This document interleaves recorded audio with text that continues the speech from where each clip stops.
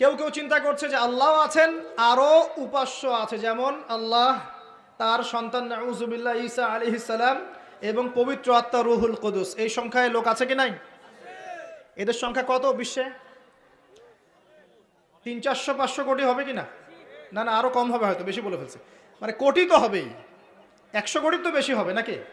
সারা বিশ্বে মুসলিমদের সংখ্যা বেশি না খ্রিস্টানদের? খ্রিস্টানদের মধ্যে এক শ্রেণীর খ্রিস্টান, তারা সবাই বলে না, এক শ্রেণীর খ্রিস্টান বলে যে আল্লাহ তিনজন, তিন ইলায় বিশ্বাস করে, তিন খোদায় বিশ্বাস করে। এই কয়েকদিন আগে বলেছি আমরা, কি নাউজুবিল্লাহ বলেছে, মেরি ক্রিসমাস বলেছে না, 25শে ডিসেম্বর। এবং মুসলিমরাও এর সাথে একাত্মতা প্রকাশ করেছে। আস্তাগফিরুল্লাহ ওয়া আতুবু ইলাইহি। সূরা মারিয়ামে আল্লাহ পাক বলছেন, তারা এমন একটা কথা বলে, ওয়াকালু ইত্তাখাযাল্লাহু ওয়ালাদা, তারা বলে আল্লাহ সন্তান গ্রহণ করেছেন। নাউযুবিল্লাহ। লাকাদ জিতুম শাইআন ইদ্দা তাকাদু সামাওয়াতু ইয়াতাফাত্তারনা মিনহু ওয়া তানশাক্কুল আরদু ওয়া তাখিরুল জিবালু হাদ্দা। আল্লাহ পাক বলছেন, কথার ওজনগুলো দেখেন। আল্লাহ পাক বলছেন, যখন তারা বলে যে আল্লাহ সন্তান গ্রহণ করেছে, তখন আসমান নিজেই ফেটে পড়তে চায়, জমিন নিজেই চৌচির হতে চায়, এবং পাহাড়গুলো নিজেই থরথর করে কেঁপে ভেঙে পড়তে চায়। যদি আল্লাহ পাক এদেরকে ক্ষমতা দিতেন, যে ইচ্ছার স্বাধীনতা দিতেন, হ্যাঁ করো, তাহলে আসমান ফেটে পড়তো। এখন যখন আমরা বলছি যে মেরি ক্রিসমাস, আসমান ফেটে পড়তো। ও যেদিন 25 ডিসেম্বর ছিল, ওই দিন আমি আমার এয়ারে ফ্লাইও করছিলাম, সম্ভবত কক্সবাজার যাচ্ছি প্রোগ্রাম। তো দেখি যে বিমানের মধ্যেই বলা শুরু করলো যে লেডিস অ্যান্ড জেন্টলম্যান, হ্যাঁ ladies and gentleman, welcome to our flight, এগুলো বলছে। বলার পরে বলছে যে মেরি ক্রিসমাস, সবাইকে ক্রিসমাসের আন্তরিক শুভেচ্ছা। তখন আল্লাহর কসম, আমার মনে হচ্ছিল যে এখন মনে হয় প্লেনটা ভেঙে পড়ে যাবে আসমান থেকে, কারণ আমি একটা জানি। আল্লাহ পাক বলছেন সূরা মারিয়ামের শেষের দিকে পড়ে দেখেন, আল্লাহ পাক বলছেন, ওয়াকালু ইত্তাখাযার রহমানু ওয়ালাদা, তারা বলে রহমান সন্তান গ্রহণ করেছেন। নাউযুবিল্লাহ। তাকাদু সামাওয়াতু ইয়াতাফাত্তারনা মিনহু, এই কথা শুনে আসমান ফেটে পড়তে চায়। ওয়া তানশাক্কুল আরদ, জমিন চৌচির হতে চায়। ওয়া তাখিরুল জিবালু হাদ্দা, পর্বত ফেটে পড়তে চায়, চৌচির হতে চায়। সুবহানাল্লাহ। লাকাদ জিতুম শাইআন ইদ্দা, তোমরা একটা চরম রকম ভয়ঙ্কর মিথ্যা প্রতারণাপূর্ণ কথা নিয়ে এসেছো। যখন বলছে কেউ মেরি ক্রিসমাস, তার মানে সে স্বীকার করছে যে 25শে ডিসেম্বরে আল্লাহ পাক ঈসা আলাইহিস সালামকে জন্ম দিয়েছেন। নাউযুবিল্লাহ। তাই কি না? বুঝতে পারেন না কথা? আর আমরা নামাজে বলছি লাম ইয়ালিদ ওয়া লাম ইউলাদ কুল হুয়াল্লাহু আহাদ আল্লাহুস সামাদ। লাম ইয়ালিদ, তিনি কাউকে জন্ম দেন নাই, ওয়া লাম ইউলাদ, তাকেও কেউ জন্ম দেয়নি, ওয়া লাম ইয়াকুল লাহু কুফুয়ান আহাদ।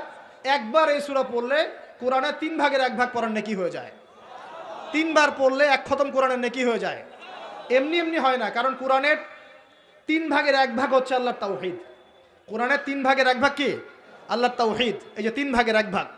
আর 1 ভাগ হচ্ছে হুকুম আহকাম, কি করবে কি করবে না। আর 1 ভাগ হচ্ছে হিস্ট্রি, ইতিহাস, কি হয়েছে এই পর্যন্ত বিশ্বে। কোরআন 3 ভাগে ভাগ করতে পারবেন আপনি। প্রিয় ভাইরা, এটা শিরক কিনা? এবং কোটি কোটি মানুষ কি এই শিরকে বিশ্বাস করে কিনা? এখন ওই সমাজে গিয়ে যদি আপনি বলেন সামাজিকতার খাতিরে মেনে নিচ্ছি যে এটা শিরক, তারপরে আমি একটা আপোষ করলাম, চলবে? এখন কিছু মানুষ সামাজিকতার দোহাই দেয়। সামাজিকতা কোন সমাজে? যে সমাজ আমাকে শিরক শেখায় ওই সমাজ, যে সমাজ আমাকে হারাম খাওয়া শেখায় সেই সমাজ, যে সমাজে মানুষ বেদাতি আমল করে সেই সমাজ। কোন সমাজের পূজা করবেন? কোন সমাজের ইত্তেবা করবেন? যেই সমাজ নবী সাল্লাল্লাহু আলাইহি ওয়াসাল্লামের আদলে গড়া সমাজ, সেই সমাজের আমরা তাবেদারি করব ইনশাআল্লাহ। আর যেই সমাজ জাহেলিয়াতের আদলে গড়া, সেই সমাজের তাবেদারি করতে হবে। আল্লাহ পাক বোঝার তৌফিক দান করুন।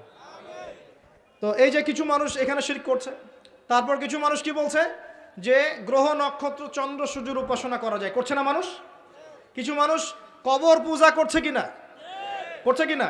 কিছু মানুষ মাজারের পূজা করছে কিনা? কিছু মানুষ মৃত ব্যক্তির কাছে নজর মানত করে কিনা? কিছু মানুষ মৃত ব্যক্তির কাছে এই যে কুরবানি জবাই করে কিনা? কিছু মানুষ এই যে জাদুবিদ্যার চর্চা করছে কিনা? তারপর ওই যে ভাগ্য গণনা করছে কিনা রাশিফল দেখে? কিছু মানুষ টিয়া পাখির মাধ্যমে ভাগ্য গণনা করছে কিনা? প্রত্যেকটা রন্ধ্রে রন্ধ্রে শিরক। প্রথম শিরক হচ্ছে আকীদার, বিশ্বাসের। আল্লাহ ছাড়া কেউ সন্তান দিতে পারে, বিশ্বাস করলে শিরক। আল্লাহ ছাড়া কেউ আমাকে পরকালে বাঁচাবে, বিশ্বাস করলেই শিরক। আল্লাহ ছাড়া কেউ আমাকে ভালো করতে পারে, বিশ্বাস করলে শিরক। খারাপ করতে পারে, বিশ্বাস করলে শিরক। আল্লাহ ছাড়া কেউ উপকার অপকার করতে পারে, বিশ্বাস করলে শিরক। আল্লাহ থেকে সব হয় এই কনসেপ্টের বাইরে গেলেই শিরক হয়ে যাবে। সব কিছু কার থেকে হয়? তো এই যে লা ইলাহা ইল্লাল্লাহ একটা আকীদার বিষয়, প্রথমে আকীদার মধ্যে শিরক ঢুকেছে, একটা শিরক ঢুকেছে আমলের মধ্যে, আর শিরকু ফিল আমাল, আমলগুলোর মধ্যে। কীরকম? এই যে আল্লাহ বাদ দিয়ে অন্য কাউকে সেজদা করা, আল্লাহ বাদ দিয়ে অন্য কারোর জন্য নজর মানত করা, আল্লাহ বাদ দিয়ে অন্য কারোর জন্য এই যে আপনি কুরবানি করছেন, হ্যাঁ, আল্লাহ ছাড়া অন্য কারোর কাছে দোয়া করছেন, সবই শিরক।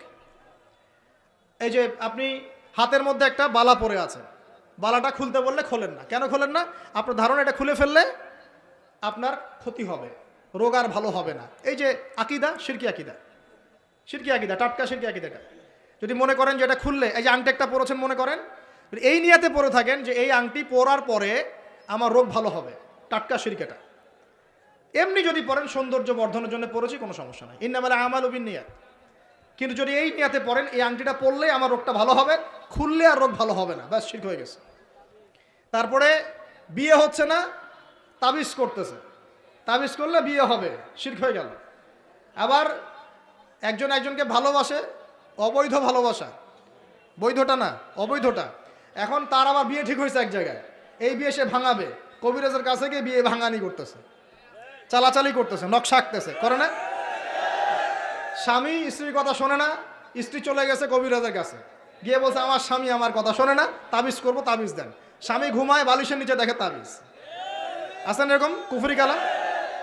সবই শিরক। কেউ জাদুবিদ্যার চর্চা করতেছে মানুষ এখন, এবং বিশ্বাস করেন আমি একটা নিউজ দিই আপনাদেরকে, এখন বিশ্বের একটা অংশের মানুষ সত্যি সত্যি ব্ল্যাক ম্যাজিক বা কালো জাদু করে, ব্ল্যাক ম্যাজিক বা কালো জাদুর চর্চা হচ্ছে, আবার নতুন করে বিশ্বে কালো জাদুর চর্চা হচ্ছে। তো খেয়াল রাখতে হবে এগুলো থেকে বাঁচার জন্য কি করব? বাঁচার জন্য প্রতিদিন 5 ওয়াক্ত নামাজ, পবিত্র অবস্থায় থাকার চেষ্টা করা, সকাল সন্ধ্যার মাসনুন দোয়া কালামগুলো পড়বেন হিসনুল মুসলিম বই থেকে, আর এই যে আপনার কোরআন তেলাওয়াত, ডেইলি একটু করে কোরআন তেলাওয়াত করলে ইনশাল্লাহ এই ধরনের চোখ লাগা, বদনজর, জাদুটোনা সব কিছু পরাজিত হয়ে যাবে ইনশাআল্লাহ তাআলা। বহু মানুষ জিনের উপাসনা শুরু করেছে, হ্যাঁ, জিন তাবে করছে, জিনকে দিয়ে কাজ করাচ্ছে। এগুলো তো সায়েন্স বিশ্বাস করে না, করে? জিন জাতির অস্তিত্ব আছে কি নাই? ওয়ামা খলাকতুল জিন্না ওয়াল ইনসা, আল্লাহ পাক বলছেন ওয়ামা খলাকতুল জিন্না ওয়াল ইনসা, আমি জিন আর মানুষকে সৃষ্টি করেছি কি জন্যে? ইল্লা লিয়াবুদুন, আমার ইবাদত করার জন্য। আমাদের সবার সাথেই একটা করে শয়তান জিন আছে, আছে না নাই? আছে। বাথরুমে যান না, বাথরুমে যাওয়ার সময় কি দোয়া পড়েন? আল্লাহুম্মা ইন্নী আউযু বিকা মিনাল খুবসি ওয়াল খুবসি আর খাবাইস, মানে কি? খুবসি আর খাবাইস মানে কি? দুষ্ট নোংরা জিন শয়তান। তো সুলাইমান আলাইহিস সালামের যুগ থেকে জাদুবিদ্যার চর্চা চলে আসছে, এবং আমাদের নবী মুহাম্মদ সাল্লাল্লাহু আলাইহি ওয়াসাল্লামকেও কিন্তু জাদু করা হয়েছিল, জানেন এটা? আমাদের নবী সাল্লাল্লাহু আলাইহি ওয়াসাল্লামের মাথার চুল মোবারককে নিয়ে জাদু করেছিল মহিলা, ঠিক আছে? এই জাদুর অস্তিত্ব ছিল একটা কূপের নিচে, আলী রাদিয়াল্লাহু আনহু গিয়ে সেটাকে খুঁজে বের করেন, রাসূল সাল্লাল্লাহু আলাইহি ওয়াসাল্লামের সামনে ওটা ধ্বংস করে দেওয়া হয়। এরপরে এই সময় নাজিল হয় কুল আউযু বিরাব্বিল ফালাক মিন শাররি মা খালাক ওয়া মিন শাররি গাসিকিন ইযা ওয়াকাব ওয়া মিন শাররিন নাফাসাতি ফিল উকাদ, এটা হচ্ছে জাদুর আয়াত। ওয়া মিন শাররিন নাফাসাতি ফিল উকাদ ওয়া মিন শাররি হাসিদিন ইযা হাসাদ। এবার নাজিল হয় কুল আউযু বিরাব্বিন নাস মালিকিন নাস ইলাহিন নাস মিন শাররিল ওয়াসওয়াসিল খান্নাস আল্লাযী ইউওয়াসওয়িসু ফি সুদুরিন নাস মিনাল জিন্নাতি ওয়ান নাস। এই সূরা দুটো নাজিল হয় এই ঘটনার প্রেক্ষিতেই। আমরা তো শানে নজুল অনেকে জানি না, তো এগুলো এখন শিরকি আকীদা আমাদের সমাজে চলছে। আবার একটা কি, কথার মধ্যে শিরক চলছে, কথা। আমরা বলছি আমরাই সমস্ত ক্ষমতার অধিকারী, বলছে কি না? এরকম কথা শোনা যায় না? আর তাবারাকাল্লাযী বিয়াদিহিল মুলক মানে কি? বরকতময় সেই সত্তা যার হাতে সমস্ত ক্ষমতা, রাজত্ব। তাবারাকাল্লাযী বিয়াদিহিল মুলক, তিনি বরকতময় সত্তা যার হাতে সমস্ত ক্ষমতা। আমরা বলি লা হাওলা ওয়ালা কুওয়াতা ইল্লা বিল্লাহ, কোনো শক্তি সামর্থ্য নাই কে ছাড়া? আল্লাহ ছাড়া। আর আমরা এদিকে বলছি সমস্ত ক্ষমতা আমাদের হাতে, এটা কি শিরক হচ্ছে না? শিরক হচ্ছে। আমরা বলি অনেক সময় বলে ফেলি, ভাই কেমন আছেন? হ্যাঁ ভাই আপনার দোয়ায় ভালো আছে। আপনি কি আমার দোয়ায় ভালো আছেন? আপনাকে বলতে হবে যে আলহামদুলিল্লাহ, আল্লাহর ইচ্ছায় অতঃপর আপনার দোয়ায় ভালো আছে। কথা খুব সাবধানে, আলহামদুলিল্লাহ আল্লাহর ইচ্ছায় এবং অতঃপর আপনার দোয়ায় ভালো আছে। অতঃপর বলতে হবে, অতঃপর, এবং না, অতঃপর। বলছে মা কেমন আছে? ভালো আছে, ডাক্তার ভালো ছিল, না হলে মাকে বাঁচানো যেত না, ব্যাস শিরক হয়ে গেল। বলছে নৌকাটা ডুবে যাচ্ছিল, মাঝি ভালো ছিল, না হলে নৌকা ডুবে যাইত। ড্রাইভারটা ভালো ছিল, না হলে রাস্তায় নির্ঘাত অ্যাক্সিডেন্ট হতো। এইটা কথা আমরা চলতে ফিরতে শিরক করতেছি। এই যে মেয়ে ছেলেরা বল তোমাকে ছাড়া বাঁচবো না, বাঁচিয়েন না, বেঁচে থাকে কি হবে আপনার? যদি একটা মেয়ের জন্য জীবন দিয়ে দেন তাহলে আল্লাহর জমিনে আপনি আল্লাহর জন্য কি করবেন? তো এই যে অনেক গানও আছে দেখবেন, অনেক গানের লিরিক্সগুলো, ম্যাক্সিমাম গানের লিরিক্সের মধ্যে দেখবেন শিরকি কথা আছে। খেয়াল করে দেখবেন, ম্যাক্সিমাম গানের লিরিক্সের মধ্যে শিরকি কথা আছে। হ্যাঁ, এই চাঁদ তোমাকে দিয়ে দিলাম, চাঁদ তোর বাপের। হ্যাঁ, তোমার জন্য তারা ছিনিয়ে এনে নিব, তারা কি তোর বাপের? তারা চাইলে ছিনিয়ে আনতে পারবে। মানে অনেক ক্ষেত্রে শিরক হচ্ছে। অনেকে দেখা যায় তোমার জন্যে মরতে পারি, এরকম কথা। আমি আসলে গানের লিরিক্স এখন বলতে পারবো না, কারণ এগুলো অনেক আগের কথা, যে জীবনে হয়তো যখন অনেক ছোট ছিলাম তখন হয়তো গান টান কানে আসতো আর কি। তো ওই লিরিক্স তো এখন মনে নাই, কিন্তু আপনারা একটু খেয়াল করে দেখবেন অনেক গানের লিরিক্স আছে, এগুলো কিন্তু শিরকি কথা, আল্লাহর সাথে দ্রোহিতা হচ্ছে কি না? তো এই কথায় তিনটা ক্ষেত্র বললাম, কথায়, কাজে এবং চিন্তায়। এই তিনটা ক্ষেত্রে মুসলিম সমাজের মধ্যে এখন শিরক বিরাজ করছে। এটা আমাদের উম্মতের সবচেয়ে বড় সমস্যা এখন। আল্লাহ পাক আমাদের সবাইকে শিরক মুক্ত আমল করার তৌফিক এনায়েত করুন, সকলে বলে আমিন। তাহলে কি করতে হবে? আমি কয়েকটা বই পড়ার পরামর্শ দিচ্ছি। কিতাবুত তাওহীদ একটা বই আছে, শিরক সম্পর্কে অনেক বিস্তারিত আলোচনা করা আছে, এটা পড়তে পারেন। তারপরে কোরআন সুন্নাহর আলোকে ইসলামী আকীদা একটা বই আছে, এটা পড়তে পারেন। আকীদা তাহাভিয়াটা পড়তে পারেন। আর শিরক সম্পর্কে আরও অনেক বইপত্র বাজারে বের হয়েছে, শিরক কী ও কেন ইত্যাদি টাইপের। এগুলো পড়লে আপনি শিরকের ধারণা পাবেন ইনশাআল্লাহ তাআলা। আল্লাহ পাক আমাদের সবাইকে শিরক মুক্ত আমল করার তৌফিক এনায়েত করুন, সকলেই বলি আমিন। আর একটা কথা বলি শিরক সম্পর্কে, সেটা হলো আধুনিক সময়ে কিন্তু নতুন একটা শিরক চালু হয়েছে, এটা শুনে রাখেন। সেটা কি? আল্লাহর যত হালাল আছে এগুলোকে মানুষ হারাম করছে দিন দিন, আর আল্লাহ পাকের হারামগুলোকে হালাল করছে দিন দিন। এটা কিন্তু একটা শিরকি আকীদা, এটাও কিন্তু শিরক, জানেন? ইত্তাখাযু আহবারহুম ওয়া রুহবানাহুম আরবাবা মিন দুনিল্লাহ, তারা ধর্মনেতা এবং সমাজ নেতাদেরকে রবের আসনে বসিয়েছিল। এখন আদী ইবনে হাতেম তিনি বলছেন রাদিয়াল্লাহু আনহু যে আমরা তো আমাদের ধর্মনেতা বা সামাজিক নেতাদের তো পূজা করি না। তখন নবী সাল্লাল্লাহু আলাইহি ওয়াসাল্লাম বলছেন তারা কি আল্লাহর হালালকে হারাম করে দেয় না? তোমরা কি তা মেনে নাও না? আবার তারা কি আল্লাহর হারামকে হালাল করে ফেলে না? তোমরা কি তা মেনে নাও না? তখন তিনি বলছেন বেলা ইয়া রাসূলুল্লাহ, এটা তো আমরা করি। তখন নবী সাল্লাল্লাহু আলাইহি ওয়াসাল্লাম বলছেন তিলকা ইবাদাতুহুম, এটাই তো ওদের ইবাদত করা। কেউ যদি আল্লাহর হালালকে হারাম করে আর আমরা তা মেনে নেই, আমরা ওদের ইবাদত করছি। কেউ যদি আল্লাহর হারামকে হালাল করে নেয়, হালালকে হারাম করে নেয়, আমরা তার কথা মেনে নেই, তাহলে আমরা তার ইবাদত করছি। আল্লাহ পাক আমাদেরকে এই ধরনের শিরক থেকে বাঁচার তৌফিক দান করুন আমিন। আর একটা সমস্যা বলে শেষ করছি, উম্মার মানে দুর্দশার অন্যতম একটা কারণ, সেটা হলো বেদাত। এটুক বলে একটু বসেন, 10 মিনিট সময় নেব, এটা একটা ইম্পর্টেন্ট টপিক, এটা একটু বুঝতে হবে, খুব ইম্পর্টেন্ট। এই কারণে উম্মার মধ্যে অনেক ফাসাদ সৃষ্টি হয়েছে, ফিতনা সৃষ্টি হয়েছে, এবং মানুষ নবীর সুন্নত থেকে মুখ ফিরিয়ে এখন সব বেদাতি আমল করা শুরু করেছে। আর এই বেদাতগুলোকে মানুষ সামাজিকতা বলে চালিয়ে। নবী সাল্লাল্লাহু আলাইহি ওয়াসাল্লামের সুন্নাহ মানে আল্লাহ পাক কোরআন নাজিল করেছেন, তার রাসূলের হাদিস আছে আমাদের সামনে। কোরআন এবং হাদিস নবী যেভাবে আমল করেছেন আমরা সেভাবে আমল করি, এর নাম সুন্নাহ। সাহাবায়ে কেরাম রাদিয়াল্লাহু আনহুম যেভাবে করেছেন আমরা সেটা করি, এর নাম সুন্নাহ। মানে নবী সাল্লাল্লাহু আলাইহি ওয়াসাল্লাম বলছেন মাই ইয়াইশ মিনকুম বা'দি, তোমাদের মধ্যে আমার পরে যারা বেঁচে থাকবে, ফাসায়ারা ইখতিলাফান কাসীরা, তোমাদের মধ্যে যারা বেঁচে থাকবে আমার পর তারা দেখবে অনেক ইখতিলাফ চলছে সমাজের মধ্যে। তো আলাইকুম বিসুন্নতি ওয়া সুন্নতি খুলাফায়ে রাশিদিন মাহদিন মিন বা'দি, তখন তোমাদের কাজ হবে আমার সুন্নতকে আঁকড়ে ধরে থাকা এবং আমার হেদায়েতপ্রাপ্ত খুলাফায়ে রাশিদা সাহাবায়ে কেরাম তাদের সুন্নতকে আঁকড়ে ধরে থাকা। এই সুন্নতের বাইরে যে কোনো কাজ, যে কোনো আকীদা, যে কোনো মতবাদ, এগুলো সবই বেদাত বলে গণ্য হবে। আল্লাহ পাক আমাদেরকে বোঝার তৌফিক দান করুন। যেমন তাওহীদে থাকতে হবে, শিরক করা যাবে না, ঠিক তেমনি সুন্নতে থাকতে হবে, বেদাত করা যাবে না। সুন্নত কেমন? নবী সাল্লাল্লাহু আলাইহি ওয়াসাল্লাম ঘুমিয়েছেন যেভাবে, সেইভাবে ঘুমাবো সুন্নত। নবীজি ঘুমিয়েছেন, ঘুমানোর আগে ওযু করেছেন, ডান দিকে কাত হয়েছেন, আল্লাহুম্মা বিইসমিকা আমুতু ওয়া আহইয়া বলেছেন, সূরা মুলক তেলাওয়াত করেছেন, পারলে আপনি করবেন। আয়াতুল কুরসি পড়েছেন, সূরা বাকারার শেষের 3টা আয়াত পড়েছেন, হ্যাঁ 33 বার সুবহানাল্লাহ, 33 বার আলহামদুলিল্লাহ, 34 বার আল্লাহু আকবার পড়েছেন, ঘুমিয়ে গেছেন। এখন যদি নবীর সুন্নাহ মতো ঘুমাই, এই ঘুমটাও নেকির কাজ হবে ইনশাআল্লাহ। এখন যদি ঘুমানোর নতুন কোনো তরিকা আমি বের করি, তাহলে নবীর সুন্নতের বাইরে বেদাত হয়ে যাবে। বেদাত শব্দের অর্থ হচ্ছে নতুন আবিষ্কার। বেদাত শব্দের অর্থ হচ্ছে নতুন আবিষ্কার। সুন্নাহ মানে যেমন আদর্শ, রীতি, আল্লাহ পাকেরও সুন্নত আছে, নবী সাল্লাল্লাহু আলাইহি ওয়াসাল্লামেরও সুন্নত আছে, আমরা তার সুন্নত মেনে জীবন করবো ইনশাআল্লাহ। আল্লাহ পাক তৌফিক দান করুন। ঠিক তাওহীদের বিপরীত যেমন শিরক থাকে, সুন্নতের বিপরীত থাকে কি? বেদাত, মানে নতুন আবিষ্কার। এটাকে দুই ভাগে ভাগ করা যায়, খেয়াল করি একটু আমার দিকে। কয় ভাগে ভাগ করা যায়? দুই ভাগ। একটা হচ্ছে দুনিয়াবি ক্ষেত্রে নতুন আবিষ্কার, একটা দিনের ক্ষেত্রে নতুন আবিষ্কার। দুনিয়াবি ক্ষেত্রে মানে কি?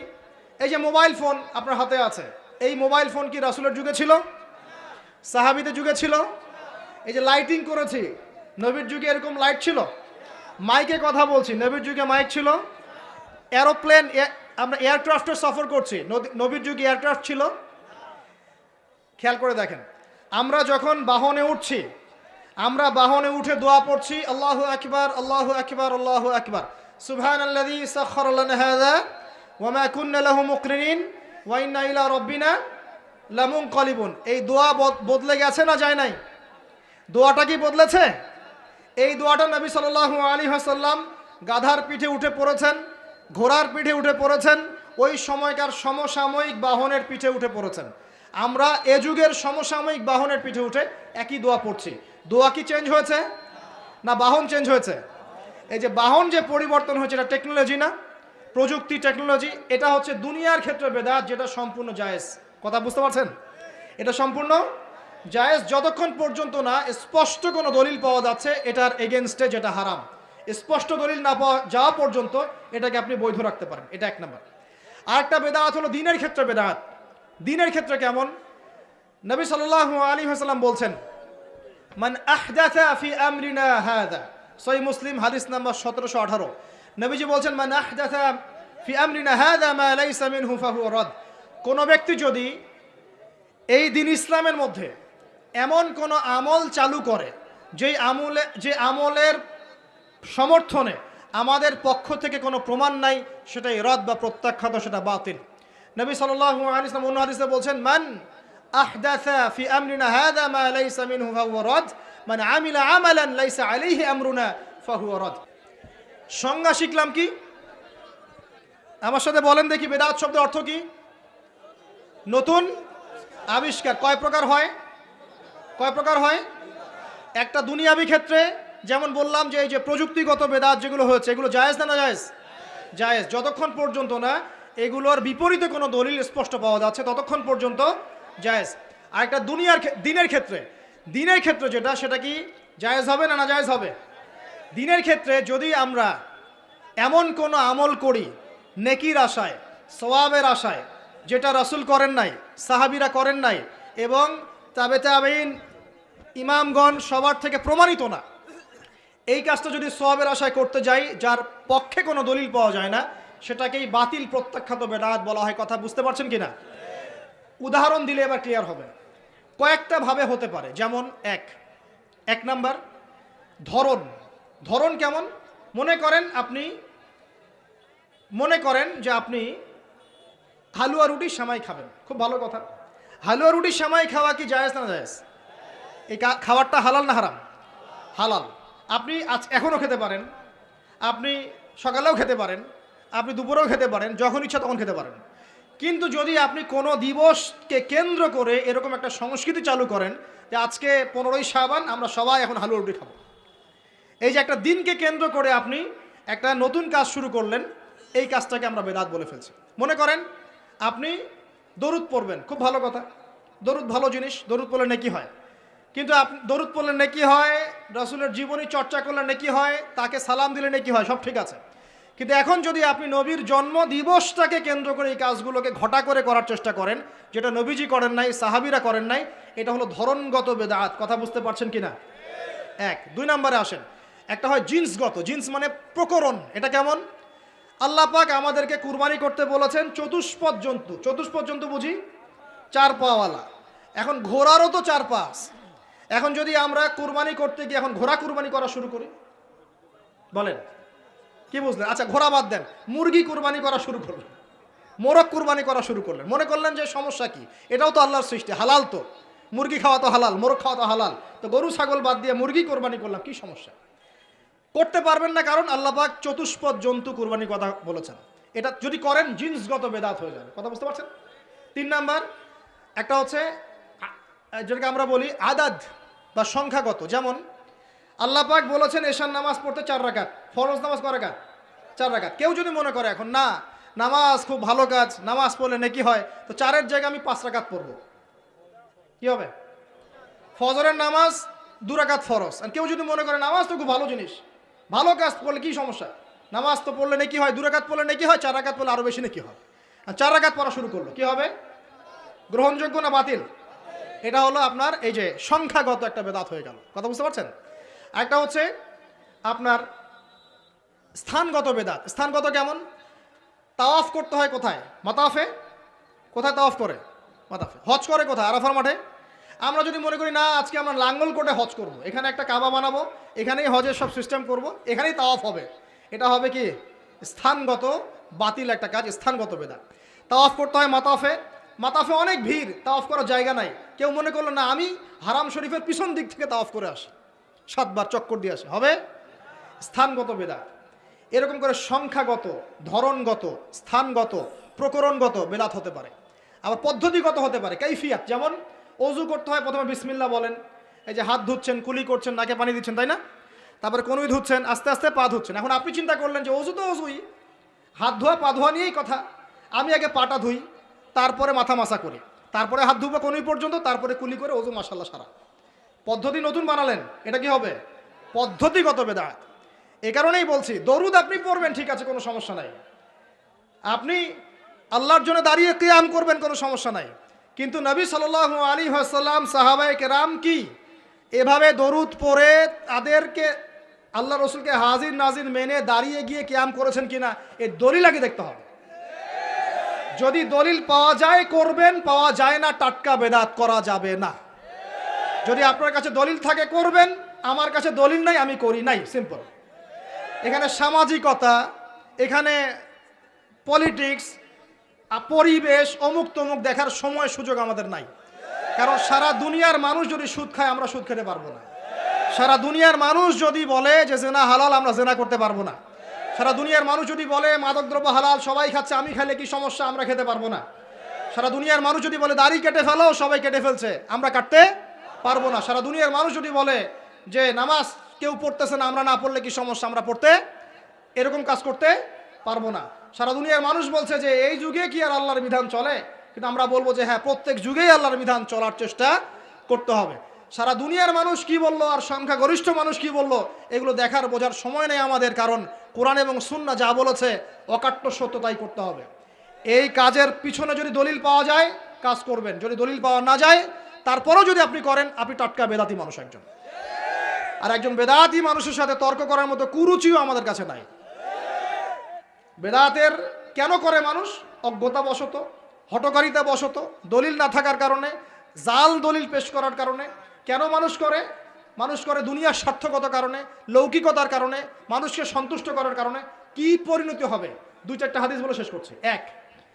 একটু শোনেন, নবী সাল্লাল্লাহু আলাইহি ওয়াসাল্লাম বলছেন, আমি সবার আগে হাউজে কাউসারে যাব, যাওয়ার পরে আমি তোমাদের জন্য অপেক্ষা করতে থাকবো, আর মানুষ আমার সামন দিয়ে চলে যাবে। মান মাররা আলাইয়া শারিবা, যে আমার সামন দিয়ে যাবে সে এই হাউজে কাউসারের পানি পাবে আমার কাছে। ফামান শারিবা লাম ইয়াজমা আবাদা, কেউ যদি একবার পান করে সে কখনো পিপাসার্ত হবে না। হাউজে কাউসারের পানি হবে মধুর চেয়ে মিষ্টি, দুধের চেয়ে সাদা। একবার পান করলে আর কখনো পিপাসার্ত হবে না। এবার নবী সাল্লাল্লাহু আলাইহি ওয়াসাল্লাম বলছেন, খেয়াল করেন, নবীজি বলছেন, সুম্মা ইউহালু বাইনি ওয়া বাইনাকুম, এরপর আমার এবং তাদের মাঝখানে হঠাৎ একটা পর্দা পড়ে যাবে। আমি বলবো ইন্নাহুম মিন্নি, তারা তো আমার উম্মত, পর্দা কেন পড়ে গেল, কেন পর্দা পড়ে গেল? নবী সাল্লাল্লাহু আলাইহি ওয়াসাল্লামকে বলা হবে, ইন্নাকা লা তাদরি, ইন্নাকা লা তাদরি, হে নবী আপনি জানেন না, মা আহদাসু বা'দাক, তারা আপনার ইন্তেকালের পরে দিনের মধ্যে কত নতুন নতুন বেদাত আমল এবং আকীদা চালু করেছিল, আপনি জানেন না।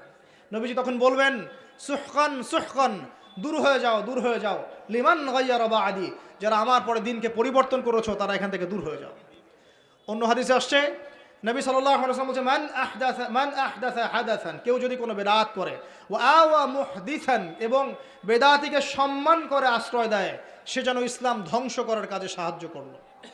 একটা হাদিসে বলছেন ফাআলাইহি লানাতুল্লাহি ওয়া মালাইকাতিহি ওয়ান নাসি আজমাইন, কেউ যদি বেদাত করে, বেদাতিকে আশ্রয় দেয়, তাকে সম্মান করে, তার উপরে আল্লাহ এবং তার ফেরেশতা এবং পুরো মানব জাতির লানত অভিশাপ আছে। আরেকটা হাদিসে নবীজি বলছেন, তিনজন ব্যক্তি আসছে তার আমল দেখতে, আমল দেখে একজন বলছে নবীজির আমল তো কম মনে হচ্ছে, নবীজির আমল দেখলে আমাদের চলবে না। কদ গুফিরা লাহু মা তাকাদ্দামা মিন যামবিহি ওয়া মা তাআখার, নবীজির আগের পরের সব গুনাহ মাফ, তার আমল দেখলে আমাদের চলবে না। ফাইন্নাহুম তাকাল্লুহা, আমলকে তারা অল্প মনে করলো। একজন বলছে আম্মা আনা, আমি উসাল্লি লাইলান আবাদা, আমি সারা রাত নামাজ পড়বো, আমি ঘুমাবো না। আরেকজন বলছে আনা আসুমুদ দাহরা ওয়ালা উফতির, আমি বছরে প্রত্যেক দিন রোজা রাখবো, কোনোদিন রোজা ভাঙবো না। আরেকজন বলছে আনা আ'তাজিলুন নিসা, আমি মহিলাদেরকে ত্যাগ করলাম, ওয়ালা আতাজাওয়াজু আবাদান, আমি কোনোদিন বিবাহ শাদী করব না।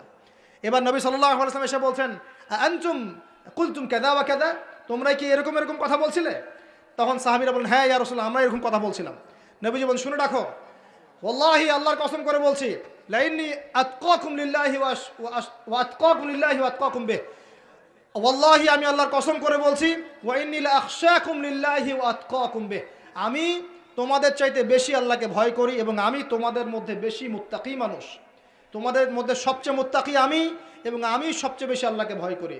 কিন্তু আনা উসল্লি ওয়া আরকুদ, আমি নামাজ পড়ি আবার ঘুমাই, রাতে আমি নামাজও পড়ি, কিছু অংশ ঘুমাই।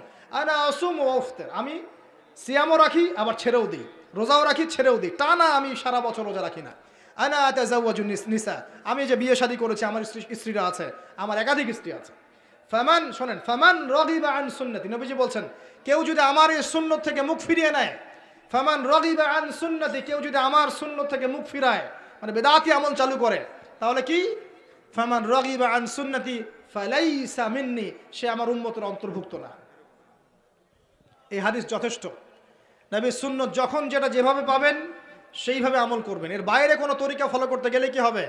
সুন্নার খেলাফ বেদাত হবে। বেদাত করলে আমল ধ্বংস হয়ে যায়, আল্লাহ পাকের লানত পেতে হয়, ফেরেশতারা অভিশাপ করেন, পুরো মানব জাতি অভিশাপ করে।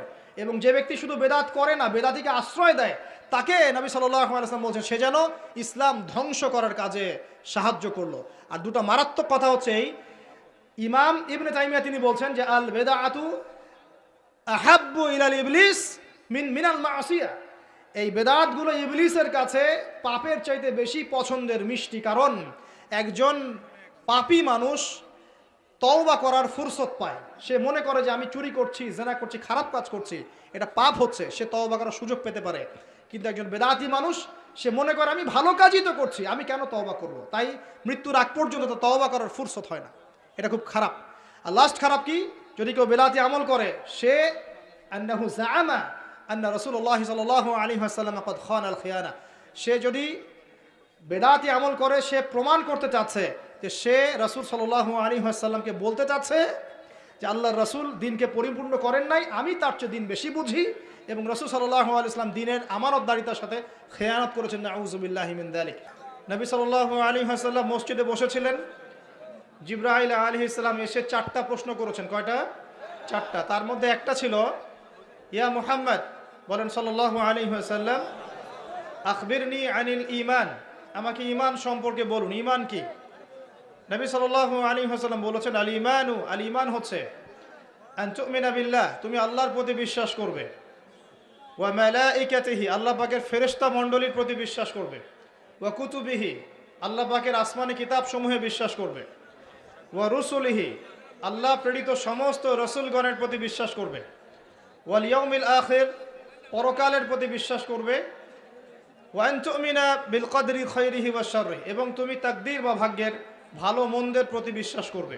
এই 6টা বিষয়ে বিশ্বাস করা, মুখে স্বীকার করা এবং কাজে বাস্তবায়ন করার নাম হচ্ছে ঈমান। আমি কি বোঝাতে পারছি ভাই? যারা এভাবে 6টা পিলারে বিশ্বাস করে, মন থেকে, মুখে স্বীকৃতি দেয় এবং কাজেও বাস্তবায়ন করে, তাদেরকে আমরা বলি মুমিন। যারা এগুলো স্বীকার করে না, আমরা বলি কাফির। যারা মনে অস্বীকার করে, মুখে মুখে স্বীকার করে, এদেরকে আমরা বলি মুনাফিক। আর যারা স্বীকার করে নিয়েও কাজ করতে গিয়ে পাপাচারে লিপ্ত হয়, তখন আমরা বলি সে ফাসেক বা জালেম। এই হলো ইমান কেন্দ্রিক 4 শ্রেণীর মানুষ, হয় মুমিন অথবা কাফের অথবা মুনাফিক অথবা ফাসেক জালেম। কখন কাফের হয়? যখন ইমানের 6 পিলারের কোনো পিলার বিশ্বাস করে না, বা 5টা করে একটা করে না, 5টা মানি একটা মানি না, তারপরেও কাফের। ঠিক যেমন কোরআনের সব সূরা মানে, সূরা নাস মানে না, কি হবে? কাফের। এভাবে সব নবীকেই মানি, ঈসা আলাইহিস সালামকে মানি না, কি হবে? এরকম সব কিতাব মানি, কিন্তু তাওরাত যে আল্লাহর পক্ষ থেকে নাজিল হয়েছিল মানি না, এ কি হবে? অতএব ইমানের 6 পিলারে যারা বিশ্বাস করে, মনে বিশ্বাস করে, মুখে স্বীকৃতি দেয়, কাজে বাস্তবায়ন করে, তাদেরকে আমরা বলি মুমিন। কথা বুঝতে পারছেন? এবং যারা এগুলো অস্বীকার করে তাদেরকে আমরা বলি কাফের। তারপরে যারা মনে বিশ্বাস করে না কিন্তু মুখে মুখে স্বীকার করে, বাইরে দেখায় যে হ্যাঁ আমি মুমিন, ভিতরটাতে ইসলাম বিদ্বেষী মনোভাব থাকে, এদেরকে আমরা বলি মুনাফিক। কি বলি? সবচেয়ে বড় মুনাফিকের সর্দারের নাম কি? আব্দুল্লাহ বিন উবাই। আচ্ছা, এখন চতুর্থ শ্রেণী হচ্ছে যারা বিশ্বাস করে ঠিকই, মুমিন ঠিকই, কিন্তু কাজ করতে গিয়ে দেখা যায় কবিরা গুনায় লিপ্ত হয়, তখন আমরা তাকে বলি সে হয়ে গেছে ফাসেক বা জালেম। ফাসেক বা জালেম হলেই কাফেরের সমান হবে না, কারণ ফাসেক বা জালেম ব্যক্তির তওবা করার দরজা কি আছে? খোলা আছে। তো ইমানের সঙ্গে আমরা এখানে পেলাম এই মুমিনদেরকে আল্লাহ পাক বলছেন ইত্তাকুল্লাহ, তোমরা আল্লাহকে ভয় করো। আল্লাহ পাক মুমিনদেরকে বলছেন আল্লাহকে ভয় করো। কেমন করে ভয় করো? হাক্কা তুকাতিহ, ভয় করার মতো করে ভয় করো। খালি মুখে বললাম ভয় করি, কাজে নাই, এমন নয়। মুখে বললাম যে মুসলিম, নামাজ নাই, এমন নয়। মুখে বললাম মুসলিম, নামাজ পড়ে যাকাত দেয় না, এমন না। মুখে বলছে মুসলিম, নামাজ পড়ে, মসজিদ কমিটির সভাপতি, আবার এদিকে সুদ খায়, এমন না। কথা বুঝতে পারছেন? ভয় করার মতো ভয় করো। নামাজ পড়ি, তাহাজ্জুদ পড়ি, আবার বাইরে বেপরদায়ও যাই, এমন ভয় না। নামাজ পড়ি, রোজা রাখি, আবার সিগারেটও খাই, এমন ভয় না। নামাজ রোজা ঠিক আছে, গার্লফ্রেন্ডকে নিয়ে ঘুরে বেড়াই, এমন ভয় না। ঠিক আছে, সব ঠিক আছে, নামাজ রোজা হজ জাকাত, পর্নোগ্রাফিতে আসক্ত, মেয়েদের সাথে আসক্ত, সুদ খায়, ঘুষ খায়, জেনা করে, দুর্নীতি করে, এমন মানুষ নয়। ইত্তাকুল্লাহ হাক্কা তুকাতিহ, আল্লাহকে ভয় করো, ভয় করার মতো করে ভয় করো। ওয়ালা তামুতুন্না ইল্লা ওয়া আনতুম মুসলিমুন, পরিপূর্ণ আত্মসমর্পণকারী মুসলিম না হয়ে মৃত্যুবরণ করো না। আয়াতের কথাগুলো কি কঠিন না সহজ? ভয় করার মতো ভয় একটা এক্সাম্পল দিতে পারি। সামনে রমাদান মাস আসছে, রমজান মাসে ইনশাল্লাহ আমরা সবাই রোজা রাখবো ইনশাল্লাহ। আল্লাহ পাক আমাদের সবাইকে রমজানে পৌঁছে দিন এবং 30টা রোজা ঠিকঠাক মতো রাখার তৌফিক দান করুন। রমজানের সওম থাকে, যাকাত প্রদান করা হয়, তারাবি তাহাজ্জুদ আমরা পড়ি, কোরআন খতম করি, আলহামদুলিল্লাহ মানুষকে ইফতার করাই।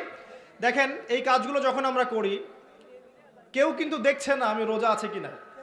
ইচ্ছা করলে আপনি গোসল করার সময় 1 গ্লাস পানি খেয়ে ফেলতে পারেন, ওযু করার সময় চুপ করে পানি খেয়ে ফেলতে পারেন, কেউ কি দেখবে? কিন্তু আপনি করেন না। কেন করেন না? কারণ আপনি বিশ্বাস করেন আল্লাহ পাক হাজির নাজির, আল্লাহ পাক দেখছেন, শুনছেন, জানছেন। এই যে আল্লাহকে ভয় করি না দেখেই, সর্বাবস্থায় আল্লাহ পাক আমাকে দেখছেন, এই কনসেপ্টটা লালন করি, এটাই হলো হাক্কা তুকাতিহ, ভয় করার মতো ভয় করা। আরেকটা এক্সাম্পল দেওয়া যায়। জিবরাইল আলাইহিস সালাম একটা প্রশ্ন করছেন নবী সাল্লাল্লাহু আলাইহি ওয়াসাল্লামকে, ইয়া মুহাম্মদ সাল্লাল্লাহু আলাইহি ওয়াসাল্লাম আখবিরনি আনিল ইহসান, আমাকে ইহসান সম্পর্কে বলুন, ইহসান কি? নবীজি বলছেন সাল্লাল্লাহু আলাইহি ওয়াসাল্লাম, আল ইহসান, ইহসান হচ্ছে আন তা'বুদাল্লাহা কাআন্নাকা তারাহ, ইহসান হচ্ছে তুমি এমনভাবে আল্লাহর ইবাদত করবে যেন তুমি আল্লাহকে দেখতে পাচ্ছ। নামাজ পড়ছো, মনে হচ্ছে আল্লাহ আমাকে দেখছেন, আমি আল্লাহকে দেখছি। যাকাত দিচ্ছ, খেয়াল খুব যে আল্লাহ আমাকে দেখছেন। দান সদকা করছো, মনে রাখবে আল্লাহ আমাকে দেখছেন, রিয়া করো না। কোরআন তেলাওয়াত করছো, চিন্তা করছো আল্লাহ আমাকে দেখছেন। আপনি রাত্রেবেলা মেয়েদের সাথে কথাবার্তা বলতে পারছেন না, কারণ আপনি চিন্তা করছেন আল্লাহ আপনাকে দেখছেন। আপনি সুদ খেতে পারছেন না, কারণ চিন্তা করছেন আল্লাহ আমাকে দেখছেন। গোপনে পাপ করতে পারছেন না, আল্লাহ আমাকে দেখছেন। এই যে কনসেপ্ট আন তা'বুদাল্লাহা কাআন্নাকা তারাহ, তুমি এমনভাবে আল্লাহর ইবাদত করবে যেন তুমি আল্লাহকে দেখছো। ওয়া ইল্লাম তাকুন তারা, তুমি যদি আল্লাহকে দেখতে না পারো, কারণ বাইরের চোখ দিয়ে আল্লাহকে দেখা যাবে? যাবে না, আসলে যাবে না। জান্নাতীরা আল্লাহকে দেখবে ইনশাআল্লাহ। কারা দেখবে?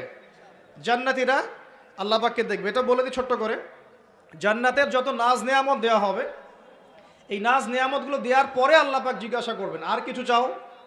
তখন জান্নাতীরা বলবেন, এত নেয়ামত আল্লাহ আপনি দিয়েছেন, আর কি চাই? এত নাজ নেয়ামত দিয়েছেন, আর কি চাইতে পারি? তখন আল্লাহ রাব্বুল আলামিন যত নূরের পর্দা আছে এগুলো উঠিয়ে দিবেন, উঠিয়ে সরাসরি আল্লাহ পাকের দিদার দিবেন ইনশাআল্লাহ তাআলা।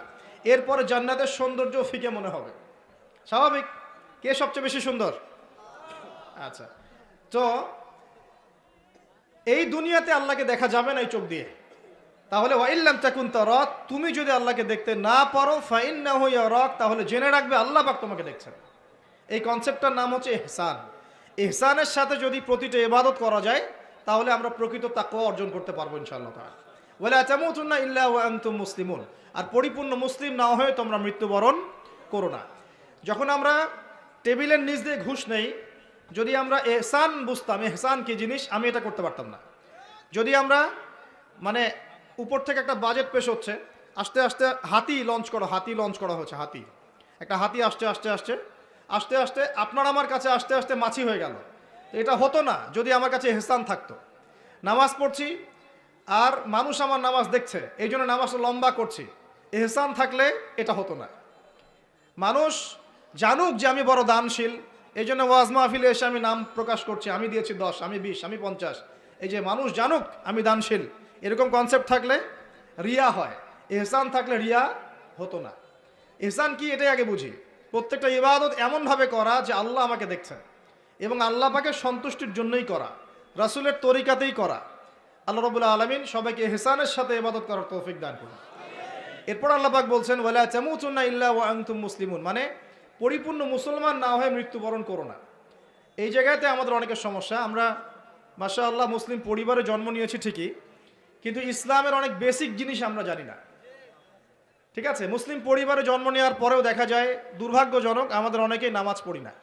মুসলিম পরিবারে জন্ম নিয়েছি কিন্তু কোরআন তেলাওয়াত করতে জানি না। মুসলিম পরিবারে জন্ম নিয়ে মাশাআল্লাহ বড় বড় জায়গায় চলে গেছি, দেশের অর্থনীতির, বিশ্বের অনেক জায়গায় চলে গেছে, কিন্তু কোরআনের 20টা 30টা সূরা পড়ার তৌফিক হচ্ছে না, নবীর হাদিস 30-40টা মুখস্থ করার তৌফিক হচ্ছে না, ইসলামের আকীদার বইগুলো পড়ার তৌফিক হচ্ছে না, ইসলামের হিস্ট্রি ইকোনমিক্স পড়ার তৌফিক হচ্ছে না, নবীর সুন্নাহ মাফিক জীবন গড়ার তৌফিক হচ্ছে না, দাড়ি পর্যন্ত ছেড়ে দেওয়ার তৌফিক হচ্ছে না। তাহলে মুসলিম পরিবারে জন্ম নেওয়াটা বড় কথা না পরিপূর্ণ ইসলাম পালন করাটা বড় কথা? তো পরিপূর্ণ ইসলাম পালন করার আগে কনসেপ্ট ঠিক করতে হবে যে ইসলাম কি একটা পরিপূর্ণ জীবন বিধান নাকি ইসলাম একটা আংশিক জীবন বিধান। উত্তরটা আমরা নিব আল্লাহ রাব্বুল আলামিনের কাছ থেকে। সূরা মাঈদা আয়াত নাম্বার 3, সূরা মাঈদা আয়াত নাম্বার 3, আল্লাহ পাক বলছেন বিসমিল্লাহির রহমানির রহিম আল ইয়াউমা আকমালতু লাকুম দীনাকুম ওয়া আতমামতু আলাইকুম নি'মাতি ওয়া রাদিতু লাকুমুল ইসলামা দীনান। আমার সাথে একটু কথা বলবেন। এই আয়াতটা নাজিল হয়েছে বিদায় হজের ভাষণের সময়। বিদায় হজে কিন্তু কয়েকটা ভাষণ হয়েছে। এই বিদায় হজেই সূরা নাসর নাজিল হয়, ইযা জাআ নাসরুল্লাহি ওয়াল ফাতহ। এই বিদায় হজেই যখন নবী সাল্লাল্লাহু আলাইহি ওয়াসাল্লাম ভাষণ দিচ্ছিলেন যে আমি কি তোমাদের কাছে আল্লাহর দিন পৌঁছে দিয়েছি, সাহাবীরা বলছিলেন যে হ্যাঁ, বালা ইয়া রাসূলুল্লাহ, অবশ্যই পৌঁছে দিয়েছেন। তিনি আসমানের দিকে আঙ্গুল তুলে বলছিলেন আল্লাহুম্মা ফাশহাদ, 3 বার বলেছেন আল্লাহুম্মা ফাশহাদ, আল্লাহুম্মা ফাশহাদ, যে আমি আমার দায়িত্ব পৌঁছে দিয়েছি। আল্লাহ পাক নাজিল করলেন আল ইয়াউমা, আজকের দিনে, মানে বিদায় হজের দিনে, এই 23 বছর পর, এই 23 বছরের দীর্ঘ সংগ্রামের পর, এই 23 বছর গোপন দাওয়াত দেওয়া হয়েছে, প্রকাশ্য দাওয়াত দেওয়া হয়েছে, হিজরত করতে হয়েছে, হ্যাঁ, তায়েফে গিয়ে মার খেতে হয়েছে, 15টা গালি শুনতে হয়েছে, 16 বার হত্যার চেষ্টা করা হয়েছে, হ্যাঁ, বদরের যুদ্ধ করতে হয়েছে, উহুদ করতে হয়েছে, খায়বার খন্দক, সব কিছু করার পর, দীর্ঘ 23 বছর দিন রাত অক্লান্ত পরিশ্রম করার পর, আল্লাহর জমিনে দিন প্রতিষ্ঠা করার পরে আল্লাহ পাক বলছেন আজকের এই দিনে আমি তোমাদের জন্য দিনকে পরিপূর্ণ করে দিলাম। আল ইয়াউমা আকমালতু লাকুম দীনাকুম, আমি আজকে তোমাদের জন্য দিন ইসলামকে পরিপূর্ণ করলাম। পরিপূর্ণ মানে কি? এই গ্লাস কি পরিপূর্ণ? এটা পরিপূর্ণ না, এটাতে ফাঁকা আছে।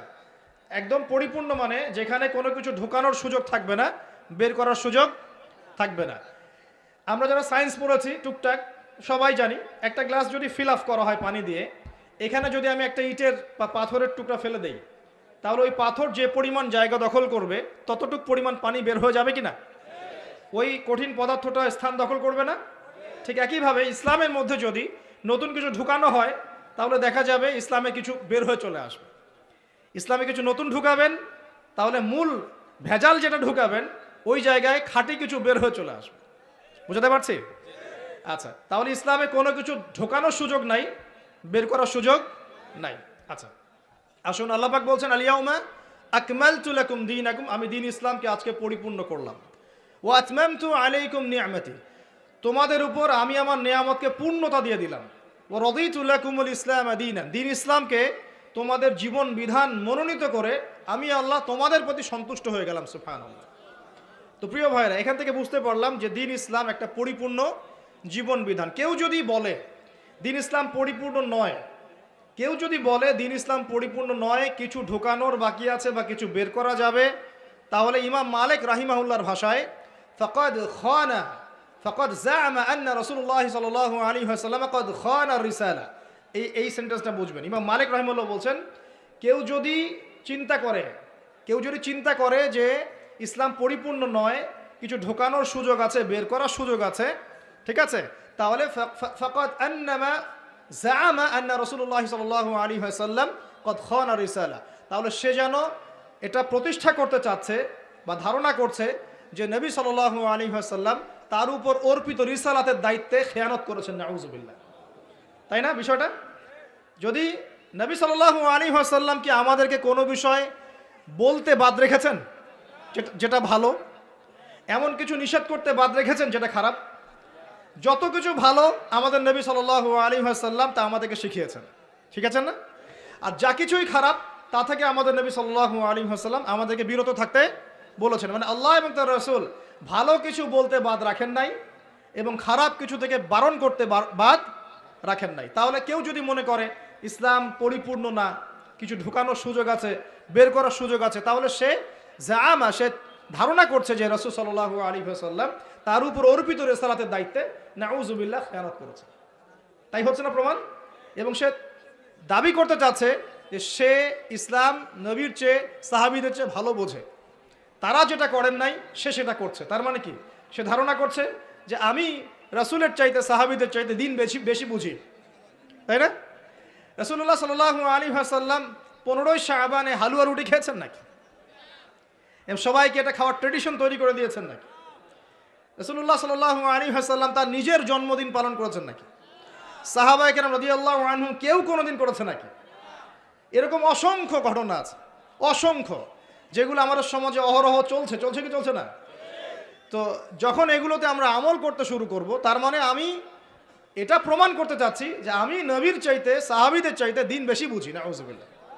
এবং নবী সাল্লাল্লাহু আলাইহি ওয়াসাল্লাম দিন পরিপূর্ণ করে প্রতিষ্ঠা করে যান নাই, আমি একটু বেশি বুঝি, এখানে একটু ঢোকানোর সুযোগ আছে, বের করার সুযোগ আছে, মানে নবী খেয়ানত করেছেন, আমি আমানতদারিতার পরিচয় দিচ্ছি। নাউযুবিল্লাহ। আস্তাগফিরুল্লাহ ওয়া আতুবু ইলাইহি, এরকম প্রমাণ করতে চাচ্ছি আমরা। প্রিয় ভাইরা, এক নম্বরে শিখি আগে যে দিন পরিপূর্ণ, এখানে ঢোকানোর সুযোগ নাই, বের করার কোনো সুযোগ নাই। এখন মডারেশন শুরু হয়েছে, দি মডারেশন অফ ইসলাম, মানে ইসলামকে মডারেট করা হচ্ছে আর কি। মানে ইসলাম ঠিক আছে মানি, কিন্তু সুদটা একটু বেশি বাড়াবাড়ি মনে হয়, এটা বাদ দিলে হয় না, এরকম চিন্তা। ইসলাম মানি ঠিক আছে, কিন্তু পর্দার ক্ষেত্রে একটু শিথিলতা আনলে কি সমস্যা, এরকম মনে হয়। ইসলাম মানি ঠিক আছে, কিন্তু ইসলামের শরিয়া লজ, এই হাত কেটে ফেলা, আবার জেনা করলে বেত্রাঘাত করা, হ্যাঁ, ব্যভিচার করলে রজম করা, এগুলো তো এই যুগে চলে কিনা, মানে এরকম থিঙ্কিংস আমাদের মধ্যে আসছে কিনা, এখন ঢুকানো হচ্ছে কিনা এগুলা। ইসলাম মানি মডারেট করতে হবে। নামাজ পড়বো, কিন্তু হ্যাঁ মডারেট মুসলিম, আমি নামাজও পড়ি, আবার হিন্দু, বৌদ্ধ, খ্রিস্টান, অন্য ধর্মের এইগুলোর সাথে একাত্মতা পোষণ করি, হ্যাঁ, 4 ধর্ম মিলে একটা মানব ধর্ম বানাচ্ছি, ঠিক আছে। কেউ বলছে নবী সাল্লাল্লাহু আলাইহি ওয়াসাল্লাম নাকি শেষ নবী নন, আরও নবী আসতে পারে, নাউযুবিল্লাহ। কেউ বলছে যে ওলামায়ে কেরাম কিছুই বোঝে না, সে একাই সব বুঝে, হ্যাঁ। কেউ বলছে তাবলিগ জামাতের ইজতেমায় গেলে মানুষের ঈমান চলে যাবে, বলছে কিনা এগুলো কথা, অনেক কথাই শুনছি আমরা এখন। কেউ বলছে লা ইলাহা ইল্লাল্লাহ কালিমা একবার পড়লেই হবে, আমলের কোনো প্রয়োজন নাই।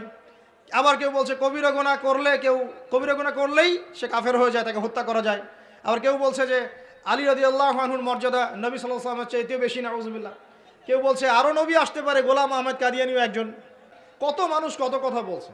কেউ বলছে ভাগ্য বলতে কিছু নাই, মানুষ নিজেই তার ভাগ্যের নিয়ন্ত্রণ। কেউ বলছে ভাগ্যই সব, মানুষের কর্মের কোনো স্বাধীনতা নাই, চুরি করে মানুষ এই কারণেই আল্লাহ লিখে রাখছেন তাই, নাউযুবিল্লাহ। এরকম অনেকেই। কেউ বলছে যে যুক্তি দিয়ে ইসলাম মানতে হবে, যুক্তি বিজ্ঞান দর্শন দিয়ে যে জ্ঞানটা পাবো এটাই জ্ঞান, আল্লাহ পাকের ওহীর জ্ঞান চূড়ান্ত নয়, যুক্তি বিজ্ঞান দর্শন দিয়ে যা আসবে সেটাই জ্ঞান। কত রকম মানে মডারেশন চলে আসছে আমাদের মধ্যে, এখন আসছে কি না? এখন প্রথমে আগে হজম করতে হবে ইসলামটা আল্লাহ পাক পরিপূর্ণ করেছেন, কার মাধ্যমে? নবী সাল্লাল্লাহু আলাইহি ওয়াসাল্লামের মাধ্যমে। কিসের দ্বারা? কোরআনের দ্বারা এবং হাদিসের দ্বারা, কোরআন এবং সুন্নার দ্বারা। এরপর সাহাবায়ে কেরাম তার উপর আমল করে দেখিয়েছেন, তার পরের জেনারেশন আমল করে দেখিয়েছেন, 4 ইমামগণ আমল করে দেখিয়েছেন, মুহাদ্দিসিন কেরাম আমল করে দেখিয়েছেন, যত বরেণ্য ওলামায়ে কেরাম প্রত্যেক যুগে যুগে তারাও কিন্তু আমল করে দেখিয়েছেন। পরবর্তী জেনারেশনের ক্ষেত্রে গিয়ে কিছু কিছু ইখতিলাফ এসেছে, ফিকহি মাসআলা ইখতিলাফ এসেছে।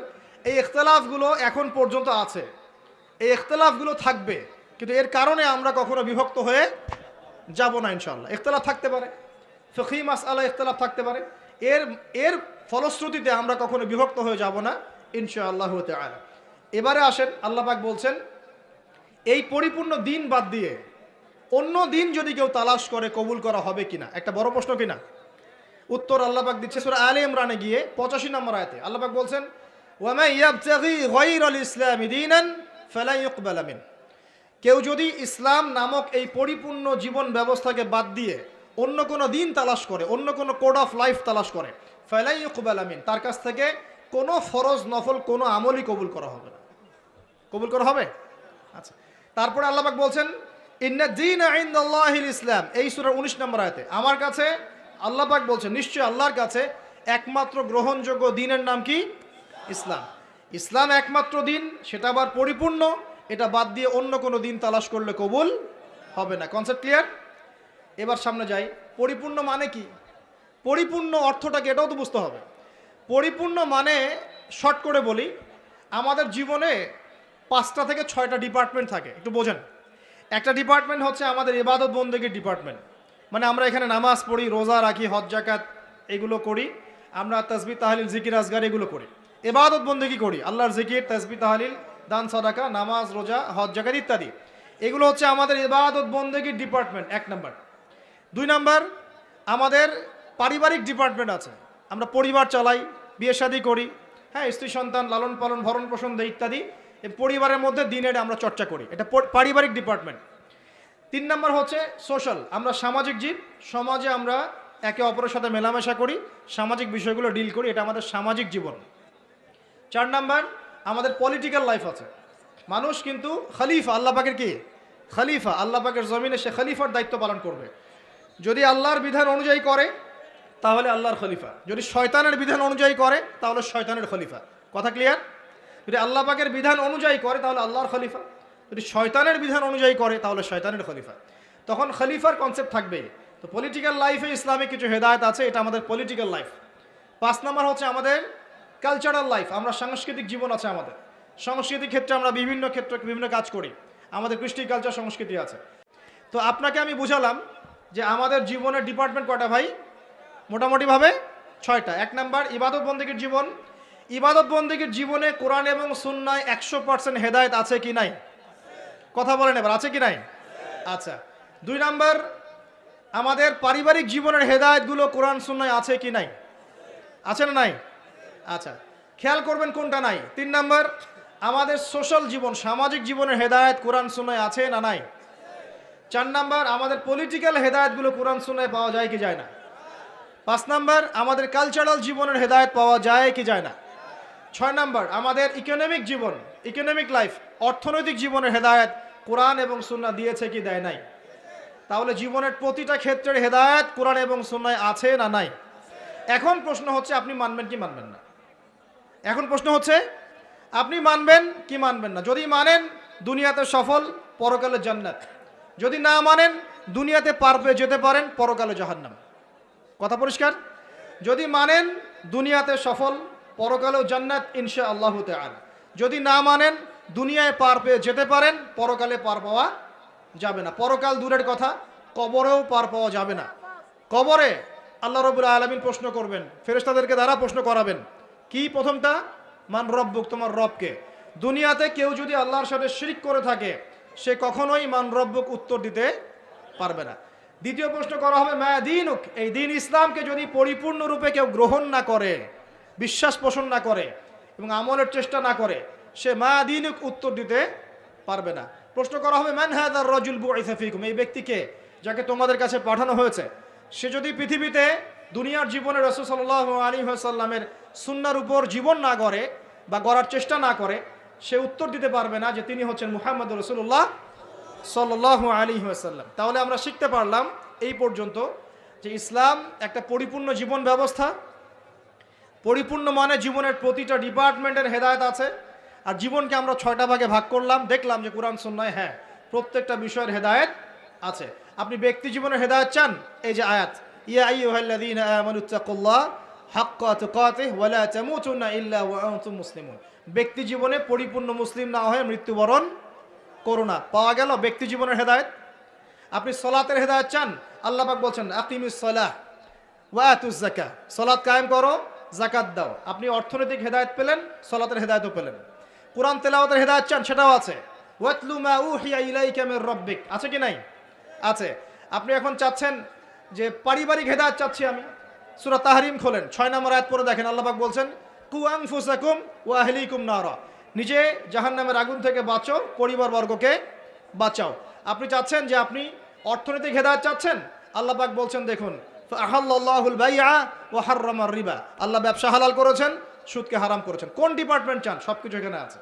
দিন প্রতিষ্ঠা করতে চান, আল্লাহ পাক সূরা সফে বলছেন হুয়াল্লাযী আরসালা রাসূলাহু বিল হুদা ওয়া দীনিল হক লিইয়ুযহিরাহু আলা দ্বীনি কুল্লি। দিন কায়েম করতে চান, আল্লাহ পাক বলছেন, কি বলছেন? ইন তানসুরুল্লাহ ইয়ানসুরুকুম ওয়া ইউসাব্বিত আকদামাকুম। আপনি দায়িত্ব অবহেলা করেছেন, আল্লাহ পাক বলছেন ওয়া ইন তাতাওয়াল্লাউ ইয়াস্তাবদিল কওমান গায়রাকুম। উম্মার ঐক্য চান, আল্লাহ বলছেন ওয়া আতাসিমু বিহাবলিল্লাহি জামিআন ওয়া লা তাফাররাকু। একটা মানে আহলুস সুন্নাহ ওয়াল জামাআহ বা একটা নির্ভেজাল একটা দল চান দাওয়াতের জন্য, আল্লাহ বলছেন ওয়ালতাকুম মিনকুম উম্মাহ ইয়াদউনা ইলাল খায়র ওয়া ইয়া'মুরুনা বিল মা'রুফ ওয়া ইয়ানহাউনা আনিল মুনকার। শ্রেষ্ঠ জাতি হতে চান, আল্লাহ বলছেন কুনতুম খায়রা উম্মাহ উখরিজাত লিন-নাস তা'মুরুনা বিল মা'রুফ ওয়া তানহাউনা আনিল মুনকার। মানে বলতে থাকলে রাত চলে যাবে, এমন কোনো ডিপার্টমেন্ট নাই যে ডিপার্টমেন্ট সম্পর্কে আল্লাহ পাক কোরআন এবং হাদিসে ব্যাখ্যা বিশ্লেষণ করেন নাই। আল্লাহ পাক সূরা কাহফের 54 নম্বর আয়াতে বলছেন যে ওয়ালাকাদ সাররাফনা ফি হাযাল কুরআন লিন-নাস মিন কুল্লি মাসাল, আমি মানব জাতির জন্য প্রতিটা বিষয় এই কোরআনে ব্যাখ্যা করেছি। এখন প্রশ্ন হচ্ছে আমি মানব কি মানব না? এখানে আপনার স্বতন্ত্র স্বাধীন ইচ্ছা শক্তি আছে। আল্লাহ পাক বলছেন লা ইকরাহা ফিদ-দীন, দিনে কোনো বাড়াবাড়ি নাই, ক্বাদ তাবায়্যানা রুশদু মিনাল গাই, এই যে স্পষ্ট হয়ে গেছে যেটা দীপ্তমান হেদায়েত এবং যেটা অন্ধকার, মানে যেটা আপনার ভ্রষ্টতা আর যেটা হেদায়েত স্পষ্ট হয়ে গেছে। আপনি চাইলে মানতে পারেন, ওই যে সূরা কাহফে আছে ওয়াকুলিল হাক্কু মির রাব্বিকুম, আয়াত নাম্বার 29, ফামান শাআ ফালইউমিন, যার ইচ্ছা হয় ঈমান নিয়ে আসুক, ওয়া মান শাআ ফালইয়াকফুর, যার ইচ্ছা হয় অস্বীকার করুক। ইন্না আ'তাদনা লিযালিমিনা নারান, আমি জালেমদের জন্য আগুন প্রস্তুত করেছি, ব্যাস এতটুকু। আল্লাহ বলছেন এই দুনিয়াটা কেন? আল্লাহ পাক বলছেন লিয়াবলুয়াকুম আইয়ুকুম আহসানু আমালা, আমি দেখতে চাই তোমাদের মধ্যে আমলে কে শ্রেষ্ঠ। মানে কোন ডিপার্টমেন্ট চান? যে কোনো ডিপার্টমেন্টের হেদায়েত কোরআন শুনে পাওয়া যাবে। এখন আমার প্রশ্ন হচ্ছে আপনি আমি মানব কি না? আল্লাহ উত্তর দিচ্ছেন লা ইকরাহা ফিদ-দীন, দিনে কোনো বাড়াবাড়ি নাই, তুমি চাইলে মানো, না চাইলে মেনো না। আল্লাহ পাক আপনাকে ঘাড় ধরে একদম মসজিদে ঢোকাবেন না, ঢোকাবেন? আল্লাহ পাক আপনাকে ফোর্সফুলি যাকাত দেওয়াবেন না। আল্লাহ পাক আপনাকে ধরে বেঁধে একদম রমজানের রোজা রাখবেন না। আল্লাহ পাক আপনাকে দিন কায়েমের জন্য দাওয়াত এবং জিহাদের মেহনত জোর করে করাবেন না, কিছুই আল্লাহ পাক জোর করবেন না। আল্লাহ পাক শুধু স্পষ্ট করে দিয়েছেন কোনটা সত্য কোনটা মিথ্যা। এখন এইটাই পরীক্ষা আমাদের এই দুনিয়ায়। দুনিয়াটা হচ্ছে কি কারাগার না? আর দুনিয়া সিজনুল লিল মুমিন ওয়াল জান্নাতু লিল কাফির, কাফেরদের জন্য দুনিয়া জান্নাত, মুমিনদের জন্য কি এটা কারাগার। এই কারাগার বা জেলখানার জীবনের সময় আবার অনির্ধারিত, কেউ জানে না কতদিনে কে বাঁচবে, কতদিনে কে মরবে। এই সময় অনির্ধারিত কারাগারের জীবন, হেদায়েত স্পষ্ট, মানবা কি মানবা না ইচ্ছার স্বাধীনতা আল্লাহ পাক দিয়েছেন। কথা ঠিক না ঠিক? এবার আমাদের উপর এখন আল্লাহ পাক ছেড়ে দিলেন, নবীর মাধ্যমে জানিয়েও দিলেন। আর এই নবী প্রথম নবী নন, প্রত্যেক যুগে যুগে আল্লাহ পাক নবী রসুল পাঠিয়েছেন। এমন কোনো সম্প্রদায় নাই যেখানে আল্লাহ পাক নবী পাঠান নাই। আল্লাহ পাক তার উপরে আঙ্গুল তোলার কোনো রকম সুযোগ রাখেন নাই, রেখেছেন। কেউ বলতে পারবে না যে আমি জানি নাই, আমি মেসেজ পাই নাই, আমাদের নবী আসে নাই, আমাদের কাছে আসমানি কিতাব আসে নাই, কেউ বলতে পারবে না। পারবে না।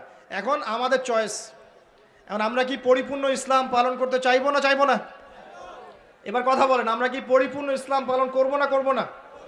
যদি পরিপূর্ণ ইসলাম পালন করতে চাই তাহলে কয়েকটা বিষয়। এক, একটু মনোযোগ দেন, পরিবেশ নষ্ট করেন না। 1 নাম্বার, আমাদের সবাইকে আল্লাহ পাকের তাওহীদ লা ইলাহা ইল্লাল্লাহর উপর থাকতে হবে এবং সুন্নাত মুহাম্মদুর রাসূলুল্লাহর উপর থাকতে হবে। পারবো ইনশাআল্লাহ? 2 নাম্বার, আমাদের সবাইকে ইবাদত বন্দেগীর জীবনের সমস্ত ইবাদত নবীর তরিকায় করার চেষ্টা করতে হবে। আল্লাহ পাক তৌফিক দান করুন, আমিন।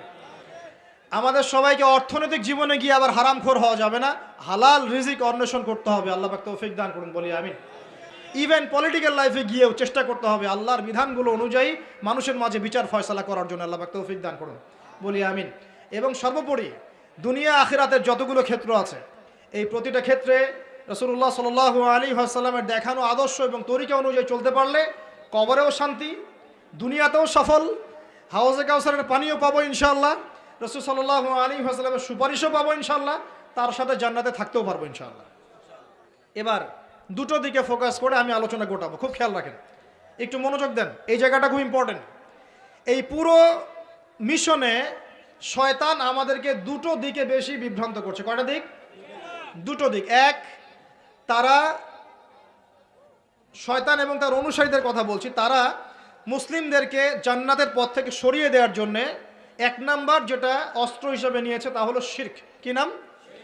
মানে শিরক যদি মুসলিমদেরকে করানো যায় তাহলে সে আল্লাহ পাকের রহমত থেকে বেরিয়ে যাবে। কারণ আল্লাহ রাব্বুল আলামিন একটা ওয়াদা করেছেন। কি ওয়াদা? আল্লাহ পাক তার নবীকে বলেছেন, তোমার উম্মতের মধ্যে কোনো ব্যক্তি যদি, হে মুহাম্মদ সাল্লাল্লাহু আলাইহি ওয়াসাল্লাম, তোমার উম্মতের কোনো ব্যক্তি যদি আসমান জমিনের সমান গুনাহ নিয়ে আমার সামনে দাঁড়ায় কিন্তু তার আমল নামায় কোনো শিরকের পাপ নাই, আমি আল্লাহ তার সামনে আসমান জমিন সমান রহমত নিয়ে হাজির হব ইনশাআল্লাহ। সুবহানাল্লাহ পড়বেন না? মানে এই উম্মতের কোনো ব্যক্তি যদি শিরিক মুক্ত আমল নামা নিয়ে আল্লাহর সাথে সাক্ষাৎ করে ইনশাআল্লাহ সে জান্নাতে যাবেই যাবে ইনশাআল্লাহ। একদিন না একদিন সে জান্নাতে যাবেই যাবে ইনশাআল্লাহ। কিন্তু কারো আমল নামায় যদি শিরকের পাপ থাকে তাহলে আল্লাহ পাক বলছেন, ইন্নাল্লাহা লা ইয়াগফিরু আন ইউশরাকা বিহি ওয়া ইয়াগফিরু মা দুনা যালিকা লিমান ইয়াশা। আল্লাহ পাক তার সাথে শিরকের গুনাহ মাফ করেন না, এছাড়া যে কোনো গুনাহ যাকে ইচ্ছা মাফ করতে পারেন। একটা হাদিসে নবীজি বলছেন, যদি কেউ চুরিও করে, জেনাও করে, কিন্তু শিরক মুক্ত আমল নিয়ে আল্লাহর সামনে দাঁড়ায়, আল্লাহ তাকেও মাফ করে দিবেন ইনশাআল্লাহ তাআলা। এটাই সেই হাদিসের ব্যাখ্যা আসলে। লা ইলাহা ইল্লাল্লাহ যে ব্যক্তি মন থেকে পড়েছে, কলবের মধ্যে সরিষা দানা পরিমাণ ঈমান আছে, মানে শিরকের পাপ করে নাই, ইনশাআল্লাহ তাআলা আল্লাহ পাক তাকে জান্নাত দিবেন একদিন না একদিন ইনশাআল্লাহ। আল্লাহ পাক তাকে বলে শাস্তি দিতে পারেন, মাফ করাতে পারেন, কিছু আযাব দিয়ে হলেও আল্লাহ পাক তাকে জান্নাতে দিবেন ইনশাআল্লাহ তাআলা। এখন প্রশ্ন হচ্ছে, তাহলে সহিহ বুখারীর এই হাদিসটা কেমন? কোন হাদিস? নবী সাল্লাল্লাহু আলাইহি ওয়াসাল্লাম বলছেন, এই হাদিসটা আসছে বুখারীতে 4 বার, একবার না কিন্তু 4 বার। নবীজি বলছেন, কিয়ামতের দিনে, মনোযোগ দেন প্রিয় ভাই, কিয়ামতের দিনে আদম আলাইহিস সালামকে ডেকে আনা হবে। ডেকে বলা হবে, তোমার সন্তান যারা আছে, আদম সন্তান, তাদের মধ্য থেকে তুমি জাহান্নামীদেরকে আলাদা করে ফেলো। আদম আলাইহিস সালাম বলবেন, হে আল্লাহ, কতজনকে আলাদা করো? আল্লাহ পাক বলবেন, প্রতি 1000-এ 999 জনকে জাহান্নামের জন্য আলাদা করে দাও। নাউজুবিল্লাহ বলবেন না? প্রতি 1000-এ 999 জনকে জাহান্নামের জন্য আলাদা করে দাও। সহিহ বুখারীতে 4 বার আসে, একবার না, 4 বার। এবার সাহাবীরা কিন্তু একটু বিচলিত হয়ে পড়লেন। তিনি ইয়া রাসূলুল্লাহ, তাহলে কিভাবে হবে? নবী সাল্লাল্লাহু আলাইহি ওয়াসাল্লাম বলছেন, আশ্বস্ত হও, জান্নাতীদের কাতার হবে 120টা। কয়টা? 120টা। তার মধ্যে 80টা কাতার হবে আমার উম্মতে মুহাম্মাদের ইনশাআল্লাহ। এবং এই হাদিসটাও শোনালেন যে যে ব্যক্তি এই উম্মতের মধ্যে আল্লাহর সাথে শিরক না করে মারা যাবে, আল্লাহ পাক তাকে মাফ করে দেবেন ইনশাআল্লাহ। তাহলে প্রশ্ন, এত পার্সেন্টেজ, হিউজ পার্সেন্টেজ মানুষ কেন তাহলে জাহান্নামে যাচ্ছে? তাদের আমল নামায় কোন পাপটা থাকতে পারে যার কারণে তারা জাহান্নামে যাচ্ছে? উত্তর দেন দেখি।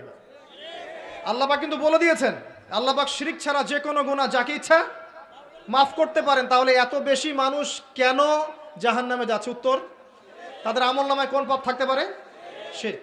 এবার আসেন, ইবলিস এবং তার অনুসারীরা উম্মতে মুহাম্মাদীকে বিভ্রান্ত করার জন্য এই শিরকের একটা ব্যাপক সয়লাব ছড়িয়ে দিয়েছে সমাজের মধ্যে। আমি খুব শর্ট করে বোঝাবো। আরেকটা হাদিস বলবো তার আগে আপনাকে, সেটা হলো, এই উম্মতের 70,000 মানুষ কিন্তু আবার বিনা হিসেবে জান্নাতে যাবে। এই উম্মতের 70,000 মানুষ বিনা হিসেবে জান্নাতে যাবে, যারা 1 নাম্বার পাখি উড়িয়ে ভাগ্য গণনা করে না। যারা পাখির সাথে ভাগ্য গণনা করে, শিরকের সাথে সম্পর্ক আছে কি নাই? আচ্ছা, যারা আগুনের সেকা টাকা দিয়ে আগুনের উল্কি অঙ্কন করে চিকিৎসা পদ্ধতি গ্রহণ করে না, যারা হারাম অবৈধ কোনো ঝাড়ফুঁক গ্রহণ করে না, এই যে তাবিজ কবজ কবিরাজি করে না, কুফরি কালাম করে ঝাড়ফুঁক করছে না, এগুলো করে না, যারা সর্বাবস্থায় আল্লাহর উপর তাওয়াক্কুল করে, 70,000 এমন মানুষ বিনা হিসেবে জান্নাতে যাবে ইনশাআল্লাহ। এটাও মাথায় নেন। এবার সামনে আসে ইবলিস এবং তার অনুসারীরা কিভাবে শিরক ছড়িয়েছে, কয়ভাবে? উত্তর 3 ভাবে। কয়ভাবে? 3 ভাবে। আশ-শিরকু ফিল আকীদা, শিরক ছড়িয়েছে বিশ্বাসের মধ্যে। যেমন কিছু মানুষ বিশ্বাস করে এখনো এই যুগে, এবং এই যুগেরও এদের সংখ্যা বেশি, তারা বিশ্বাস করে যে আল্লাহ এই মহাবিশ্ব সৃষ্টি করেন নাই, এই মহাবিশ্ব সৃষ্টি হয়েছে বিগ ব্যাং থেকে। এই কনসেপ্টে মানুষ নাই। কোরআনে সূরা আম্বিয়ার মধ্যে একটা কথা আছে, আওয়ালাম ইয়ারাল্লাযীনা কাফারু আন্না আস-সামাওয়াতি ওয়াল আরদা কানাতা রাতকান ফাফাতাকনাহুমা। আল্লাহ পাক বলছেন, কাফেররা কি লক্ষ্য করে দেখে না যে আসমান সমূহ এবং জমিন একটা বিন্দুর মধ্যে ছিল একত্রিত, আমি এটাকে বিচ্ছিন্ন করে দিয়েছি। যদি তারা বলেও যে বিগ ব্যাং থেকে সব সৃষ্টি হয়েছে, আমরা বলবো এই বিগ ব্যাং এর স্রষ্টা হচ্ছেন আল্লাহ রাব্বুল আলামিন। কথা বুঝতে পারছেন? তো এই যে চিন্তা ওদের যে আল্লাহ বলতে কেউ নাই, এটা শিরক কিনা? কেউ কেউ চিন্তা করছে যে আল্লাহ আছেন, আরো উপাস্য আছে, যেমন আল্লাহ, তার সন্তান নাউজুবিল্লাহ ঈসা আলাইহিস সালাম এবং পবিত্র আত্মা রুহুল কুদুস। এই সংখ্যায় লোক আছে কি নাই? এদের সংখ্যা কত বিশ্বে? 300-400 কোটি হবে কিনা? না না, আরো কম হবে, হয়তো বেশি বলে ফেলছে। মানে কোটি তো হবেই, 100 কোটির তো বেশি হবে নাকি? সারা বিশ্বে মুসলিমদের সংখ্যা বেশি না খ্রিস্টানদের? খ্রিস্টানদের মধ্যে এক শ্রেণীর খ্রিস্টান, তারা সবাই বলে না, এক শ্রেণীর খ্রিস্টান বলে যে আল্লাহ 3 জন, 3 ইলায় বিশ্বাস করে, 3 খোদায় বিশ্বাস করে। এই কয়েকদিন আগে বলেছি আমরা, কি নাউজুবিল্লাহ বলেছে, মেরি ক্রিসমাস বলেছে না, 25শে ডিসেম্বর। এবং মুসলিমরাও এর সাথে একাত্মতা প্রকাশ করেছে। আস্তাগফিরুল্লাহ ওয়া আতুবু ইলাইহি। সূরা মারিয়ামে আল্লাহ পাক বলছেন, তারা এমন একটা কথা বলে, ওয়াকালু ইত্তাখাযাল্লাহু ওয়ালাদা, তারা বলে আল্লাহ সন্তান গ্রহণ করেছেন। নাউজুবিল্লাহ। লাকাদ জিতুম শাইআন ইদ্দা তাকাদু সামাওয়াতু ইয়াতাফাত্তারনা মিনহু ওয়া তানশাক্কুল আরদু ওয়া তাখিরুল জিবালু হাদ্দা। আল্লাহ পাক বলছেন, কথার ওজনগুলো দেখেন। আল্লাহ পাক বলছেন, যখন তারা বলে যে আল্লাহ সন্তান গ্রহণ করেছে, তখন আসমান নিজেই ফেটে পড়তে চায়, জমিন নিজেই চৌচির হতে চায়, এবং পাহাড়গুলো নিজেই থরথর করে কেঁপে ভেঙে পড়তে চায়। যদি আল্লাহ পাক এদেরকে ক্ষমতা দিতেন, যে ইচ্ছার স্বাধীনতা দিতেন, হ্যাঁ করো, তাহলে আসমান ফেটে পড়তো। এখন যখন আমরা বলছি যে মেরি ক্রিসমাস, আসমান ফেটে পড়তো। যেদিন 25 ডিসেম্বর ছিল, ওই দিন আমি আমার এয়ারে ফ্লাইও করছিলাম, সম্ভবত কক্সবাজার যাচ্ছি প্রোগ্রাম।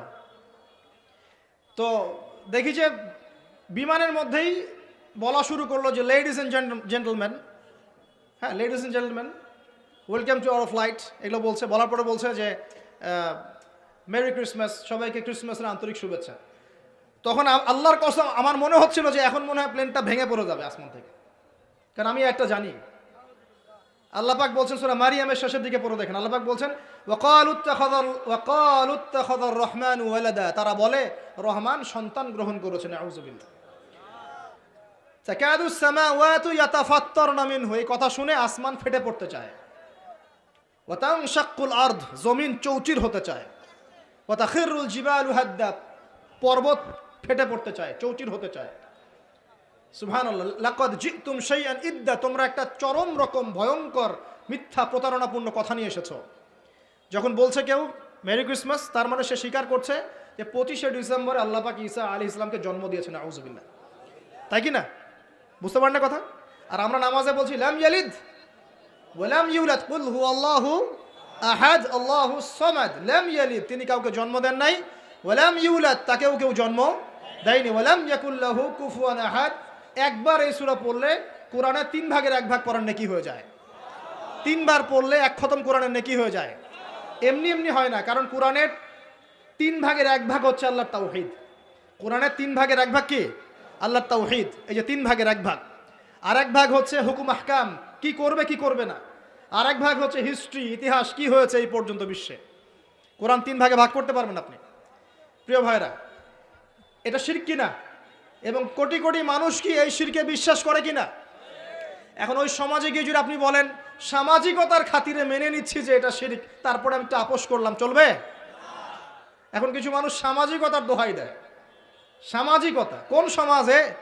যে সমাজ আমাকে শিরিক শেখায় ওই সমাজ, যে সমাজ আমাকে হারাম খাওয়া শেখায় সেই সমাজ, যে সমাজে মানুষ বেদাতি আমল করে সেই সমাজ। কোন সমাজের পূজা করবেন? কোন সমাজের ইত্তেবা করবেন? যেই সমাজ নবী সাল্লাল্লাহু আলাইহি ওয়াসাল্লামের আদলে গড়া সমাজ, সেই সমাজের আমরা তাবেদারি করবো ইনশাআল্লাহ। আর যেই সমাজ জাহিলিয়াতের আদলে গড়া, সেই সমাজের তাবেদারি করতে হবে। আল্লাহ পাক বোঝার তৌফিক দান করুন। তো এই যে কিছু মানুষ এখানে শিরক করছে, তারপর কিছু মানুষ কি বলছে যে গ্রহ নক্ষত্র চন্দ্র সূর্যের উপাসনা করা যায়, করছে না মানুষ? কিছু মানুষ কবর পূজা করছে কিনা? করছে কিনা? কিছু মানুষ মাজারের পূজা করছে কিনা? কিছু মানুষ মৃত ব্যক্তির কাছে এই নজর মানত করে কিনা? কিছু মানুষ মৃত ব্যক্তির কাছে এই যে কুরবানি জবাই করে কিনা? কিছু মানুষ এই যে জাদুবিদ্যার চর্চা করছে কিনা? তারপর ওই যে ভাগ্য গণনা করছে কিনা রাশিফল দেখে? কিছু মানুষ টিয়া পাখির মাধ্যমে ভাগ্য গণনা করছে কিনা? প্রত্যেকটা রন্ধ্রে রন্ধ্রে শিরক। প্রথম শিরক হচ্ছে আকীদার, বিশ্বাসের। আল্লাহ ছাড়া কেউ সন্তান দিতে পারে, বিশ্বাস করলে শিরক। আল্লাহ ছাড়া কেউ আমাকে পরকালে বাঁচাবে, বিশ্বাস করলেই শিরক। আল্লাহ ছাড়া কেউ আমাকে ভালো করতে পারে, বিশ্বাস করলে শিরক। খারাপ করতে পারে, বিশ্বাস করলে শিরক। আল্লাহ ছাড়া কেউ উপকার অপকার করতে পারে, বিশ্বাস করলে শিরক। আল্লাহ থেকে সব হয়, এই কনসেপ্টের বাইরে গেলেই শিরক হয়ে যাবে। সব কিছু কার থেকে হয়? তো এই যে লা ইলাহা ইল্লাল্লাহ একটা আকীদার বিষয়। প্রথমে আকীদার মধ্যে শিরক ঢুকেছে, একটা শিরক ঢুকেছে আমলের মধ্যে। আর শিরকু ফিল আমাল, আমলগুলোর মধ্যে কীরকম? এই যে আল্লাহ বাদ দিয়ে অন্য কাউকে সেজদা করা, আল্লাহ বাদ দিয়ে অন্য কারোর জন্য নজর মানত করা, আল্লাহ বাদ দিয়ে অন্য কারোর জন্য এই যে আপনি কুরবানি করছেন, হ্যাঁ, আল্লাহ ছাড়া অন্য কারোর কাছে দোয়া করছেন, সবই শিরক। এই যে আপনি হাতের মধ্যে একটা বালা পরে আছে, বালাটা খুলতে বললে খোলেন না, কেন খোলেন না? আপনার ধারণা এটা খুলে ফেললে আপনার ক্ষতি হবে, রোগ আর ভালো হবে না। এই যে আকীদা, শিরকি আকীদা, শিরকি আকীদা, টাটকা শিরকি আকীদাটা। যদি মনে করেন যে এটা খুললে, এই যে আংটি একটা পরেছেন মনে করেন, এই নিয়াতে পরে থাকেন যে এই আংটি পরার পরে আমার রোগ ভালো হবে, টাটকা শিরক এটা। এমনি যদি পড়েন সৌন্দর্য বর্ধনের জন্য পড়েছি, কোনো সমস্যা নাই, ইন্নামাল আমালু বিন্নিয়াত। কিন্তু যদি এই নিয়াতে পড়েন এই আংটিটা পরলেই আমার রোগটা ভালো হবে, খুললে আর রোগ ভালো হবে না, ব্যাস শিরক হয়ে গেছে। তারপরে বিয়ে হচ্ছে না, তাবিজ করতেছে, তাবিজ করলে বিয়ে হবে, শিরক হয়ে গেল। আবার একজন একজনকে ভালোবাসে, অবৈধ ভালোবাসা, বৈধটা না অবৈধটা। এখন তার আবার বিয়ে ঠিক হয়েছে এক জায়গায়, এই বিয়ে সে ভাঙাবে, কবিরাজের কাছে গিয়ে বিয়ে ভাঙানি করতেছে, চালাচালি করতেছে, নকশা আঁকতেছে, করে না? স্বামী স্ত্রীর কথা শোনে না, স্ত্রী চলে গেছে কবিরাজের কাছে, গিয়ে বলছে আমার স্বামী আমার কথা শোনে না, তাবিজ করবো, তাবিজ দেন। স্বামী ঘুমায়, বালিশের নিচে দেখে তাবিজ। আছেন এরকম কুফরি কালাম? সবই শিরক। কেউ জাদুবিদ্যার চর্চা করতেছে মানুষ এখন। এবং বিশ্বাস করেন, আমি একটা নিউজ দিই আপনাদেরকে, এখন বিশ্বের একটা অংশের মানুষ সত্যি সত্যি ব্ল্যাক ম্যাজিক বা কালো জাদু করে।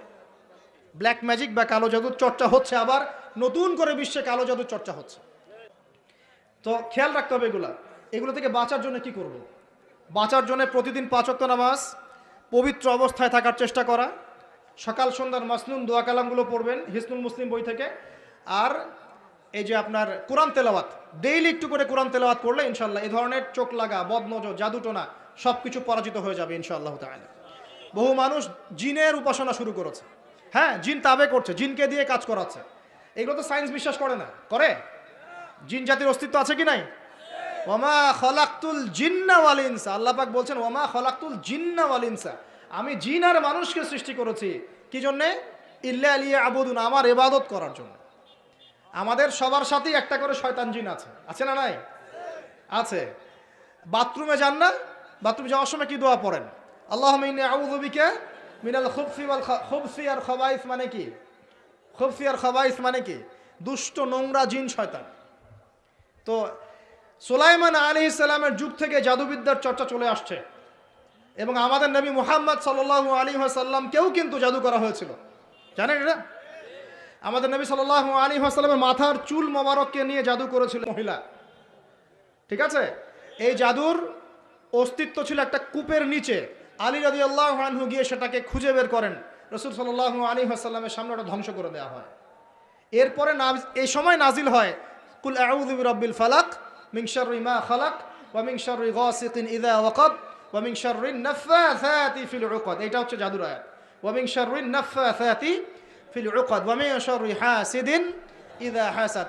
এবার নাজিল হয় কুল আউযু বিরাব্বিন নাস মালিকিন নাস ইলাহিন নাস মিন শাররিল ওয়াসওয়াসিল খান্নাস আল্লাযী ইউওয়াসওয়িসু ফি সুদুরিন নাস মিনাল জিন্নাতি ওয়ান নাস। এই সূরা দুটো নাজিল হয় এই ঘটনার প্রেক্ষিতেই। আমরা তো শানে নজুল অনেকে জানি না, তো এগুলো এখন শিরকি আকীদা আমাদের সমাজে চলছে। আবার একটা কি, কথার মধ্যে শিরক চলছে। কথা আমরা বলছি আমরাই সমস্ত ক্ষমতার অধিকারী, বলছে কি না? এরকম কথা শোনা যায় না? আর তাবারাকাল্লাযী বিয়াদিহিল মুলক মানে কি? বরকতময় সেই সত্তা যার হাতে সমস্ত ক্ষমতা, রাজত্ব। তাবারাকাল্লাযী বিয়াদিহিল মুলক, তিনি বরকতময় সত্তা যার হাতে সমস্ত ক্ষমতা। আমরা বলি লা হাওলা ওয়ালা কুওয়াতা ইল্লা বিল্লাহ, কোনো শক্তি সামর্থ্য নাই কে ছাড়া? আল্লাহ ছাড়া। আর আমরা এদিকে বলছি সমস্ত ক্ষমতা আমাদের হাতে। এটা কি শিরক হচ্ছে না? শিরক হচ্ছে। আমরা বলি, অনেক সময় বলে ফেলি, ভাই কেমন আছেন? হ্যাঁ ভাই আপনার দোয়ায় ভালো আছে। আপনি কি আমার দোয়ায় ভালো আছেন? আপনাকে বলতে হবে যে আলহামদুলিল্লাহ, আল্লাহর ইচ্ছায় অতঃপর আপনার দোয়ায় ভালো আছে। কথা খুব সাবধানে, আলহামদুলিল্লাহ আল্লাহর ইচ্ছায় এবং অতঃপর আপনার দোয়ায় ভালো আছে। অতঃপর বলতে হবে, অতঃপর, এবং না, অতঃপর। বলছে মা কেমন আছে? ভালো আছে, ডাক্তার ভালো ছিল, না হলে মাকে বাঁচানো যেত না, ব্যাস শিরক হয়ে গেল। বলছে নৌকাটা ডুবে যাচ্ছিল, মাঝি ভালো ছিল, না হলে নৌকা ডুবে যাইত। ড্রাইভারটা ভালো ছিল, না হলে রাস্তায় নির্ঘাত অ্যাক্সিডেন্ট হইতো। এইটা কথা আমরা চলতে ফিরতে শিরক করতেছি। এই যে ছেলেরা বল তোমাকে ছাড়া বাঁচবো না, বাঁচিয়েন না, বেঁচে থাকে কি হবে আপনার? যদি একটা মেয়ের জন্য জীবন দিয়ে দেন, তাহলে আল্লাহর জমিনে আপনি আল্লাহর জন্য কি করবেন? তো এই যে অনেক গানও আছে দেখবেন, অনেক গানের লিরিক্সগুলো, ম্যাক্সিমাম গানের লিরিক্সের মধ্যে দেখবেন শিরকি কথা আছে। খেয়াল করে দেখবেন, ম্যাক্সিমাম গানের লিরিক্সের মধ্যে শিরকি কথা আছে। হ্যাঁ, এই চাঁদ তোমাকে দিয়ে দিলাম, চাঁদ তোর বাপের। হ্যাঁ, তোমার জন্য তারা ছিনিয়ে এনে নিব, তারা কি তোর বাপের? তারা চাইলে ছিনিয়ে আনতে পারবে। মানে অনেক ক্ষেত্রে শিরক হচ্ছে। অনেকে দেখা যায় তোমার জন্যে মরতে পারি, এরকম কথা। আমি আসলে গানের লিরিক্স এখন বলতে পারবো না, কারণ এগুলো অনেক আগের কথা, যে জীবনে হয়তো যখন অনেক ছোট ছিলাম তখন হয়তো গান টান কানে আসতো আর কি। তো ওই লিরিক্স তো এখন মনে নাই, কিন্তু আপনারা একটু খেয়াল করে দেখবেন অনেক গানের লিরিক্স আছে, এগুলো কিন্তু শিরকি কথা, আল্লাহর সাথে দ্রোহিতা হচ্ছে কি না? তো এই কথায় তিনটা ক্ষেত্র বললাম, কথায়, কাজে এবং চিন্তায়। এই তিনটা ক্ষেত্রে মুসলিম সমাজের মধ্যে এখন শিরক বিরাজ করছে। এটা আমাদের উম্মতের সবচেয়ে বড় সমস্যা এখন। আল্লাহ পাক আমাদের সবাইকে শিরক মুক্ত আমল করা তৌফিক এনায়েত করুন, সকলে বলে আমিন। তাহলে কি করতে হবে? আমি কয়েকটা বই পড়ার পরামর্শ দিচ্ছি। কিতাবুত তাওহীদ একটা বই আছে, শিরক সম্পর্কে অনেক বিস্তারিত আলোচনা করা আছে, এটা পড়তে পারেন। তারপরে কোরআন সুন্নাহর আলোকে ইসলামী আকীদা একটা বই আছে, এটা পড়তে পারেন। আকীদা তাহাভিয়াটা পড়তে পারেন। আর শিরক সম্পর্কে আরও অনেক বইপত্র বাজারে বের হয়েছে, শিরক কী ও কেন ইত্যাদি টাইপের। এগুলো পড়লে আপনি শিরকের ধারণা পাবেন ইনশাআল্লাহ তাআলা। আল্লাহ পাক আমাদের সবাইকে শিরক মুক্ত আমল করার তৌফিক এনায়েত করুন, সকলেই বলি আমিন। আর একটা কথা বলি শিরক সম্পর্কে, সেটা হলো আধুনিক সময়ে কিন্তু নতুন একটা শিরক চালু হয়েছে, এটা শুনে রাখেন। সেটা কি? আল্লাহর যত হালাল আছে এগুলোকে মানুষ হারাম করছে দিন দিন, আর আল্লাহ পাকের হারামগুলোকে হালাল করছে দিন দিন। এটা কিন্তু একটা শিরকি আকীদা, এটাও কিন্তু শিরক, জানেন? ইত্তাখাযু আহবারহুম ওয়া রুহবানাহুম আরবাবা মিন দুনিল্লাহ, তারা ধর্মনেতা এবং সমাজ নেতাদেরকে রবের আসনে বসিয়েছিল। এখন আদী ইবনে হাতেম তিনি বলছেন রাদিয়াল্লাহু আনহু যে আমরা তো আমাদের ধর্মনেতা বা সামাজিক নেতাদের তো পূজা করি না। তখন নবী সাল্লাল্লাহু আলাইহি ওয়াসাল্লাম বলছেন, তারা কি আল্লাহর হালালকে হারাম করে দেয় না? তোমরা কি তা মেনে নাও না? আবার তারা কি আল্লাহর হারামকে হালাল করে ফেলে না? তোমরা কি তা মেনে নাও না? তখন তিনি বলছেন, বেলা ইয়া রাসূলুল্লাহ, এটা তো আমরা করি। তখন নবী সাল্লাল্লাহু আলাইহি ওয়াসাল্লাম বলছেন, তিলকা ইবাদাতুহুম, এটাই তো ওদের ইবাদত করা। কেউ যদি আল্লাহর হালালকে হারাম করে আর আমরা তা মেনে নেই, আমরা ওদের ইবাদত করছি। কেউ যদি আল্লাহর হারামকে হালাল করে নেয়, হালালকে হারাম করে নেয়, আমরা তার কথা মেনে নেই, তাহলে আমরা তার ইবাদত করছি। আল্লাহ পাক আমাদেরকে এই ধরনের শিরক থেকে বাঁচার তৌফিক দান করুন। আমি আরেকটা সমস্যা বলে শেষ করছি, উম্মার মানে দুর্দশার অন্যতম একটা কারণ, সেটা হলো বেদাত। এটুক বলে একটু বসেন, 10 মিনিট সময় নেব, এটা একটা ইম্পর্টেন্ট টপিক, এটা একটু বুঝতে হবে, খুব ইম্পর্টেন্ট। এই কারণে উম্মার মধ্যে অনেক ফাসাদ সৃষ্টি হয়েছে, ফিতনা সৃষ্টি হয়েছে, এবং মানুষ নবীর সুন্নত থেকে মুখ ফিরিয়ে এখন সব বেদাতি আমল করা শুরু করেছে। আর এই বেদাতগুলোকে মানুষ সামাজিকতা বলে চালিয়ে। নবী সাল্লাল্লাহু আলাইহি ওয়াসাল্লামের সুন্নাহ মানে আল্লাহ পাক কোরআন নাজিল করেছেন, তার রাসূলের হাদিস আছে আমাদের সামনে। কোরআন এবং হাদিস, নবী যেভাবে আমল করেছেন আমরা সেভাবে আমল করি, এর নাম সুন্নাহ। সাহাবায়ে কেরাম রাদিয়াল্লাহু আনহুম যেভাবে করেছেন আমরা সেটা করি, এর নাম সুন্নাহ। মানে নবী সাল্লাল্লাহু আলাইহি ওয়াসাল্লাম বলছেন, মাই ইয়াইশ মিনকুম বা'দি, তোমাদের মধ্যে আমার পরে যারা বেঁচে থাকবে, ফাসায়ারা ইখতিলাফান কাসীরা, তোমাদের মধ্যে যারা বেঁচে থাকবে আমার পর তারা দেখবে অনেক ইখতিলাফ চলছে সমাজের মধ্যে। তো আলাইকুম বিসুন্নতি ওয়া সুন্নতি খুলাফায়ে রাশিদিন মাহদিন মিন বা'দি, তখন তোমাদের কাজ হবে আমার সুন্নতকে আঁকড়ে ধরে থাকা এবং আমার হেদায়েতপ্রাপ্ত খুলাফায়ে রাশিদা সাহাবায়ে কেরাম তাদের সুন্নতকে আঁকড়ে ধরে থাকা। এই সুন্নতের বাইরে যে কোনো কাজ, যে কোনো আকীদা, যে কোনো মতবাদ, এগুলো সবই বেদাত বলে গণ্য হবে। আল্লাহ পাক আমাদেরকে বোঝার তৌফিক দান করুন। যেমন তাওহীদে থাকতে হবে, শিরিক করা যাবে না, ঠিক তেমনি সুন্নতে থাকতে হবে, বেদাত করা যাবে না।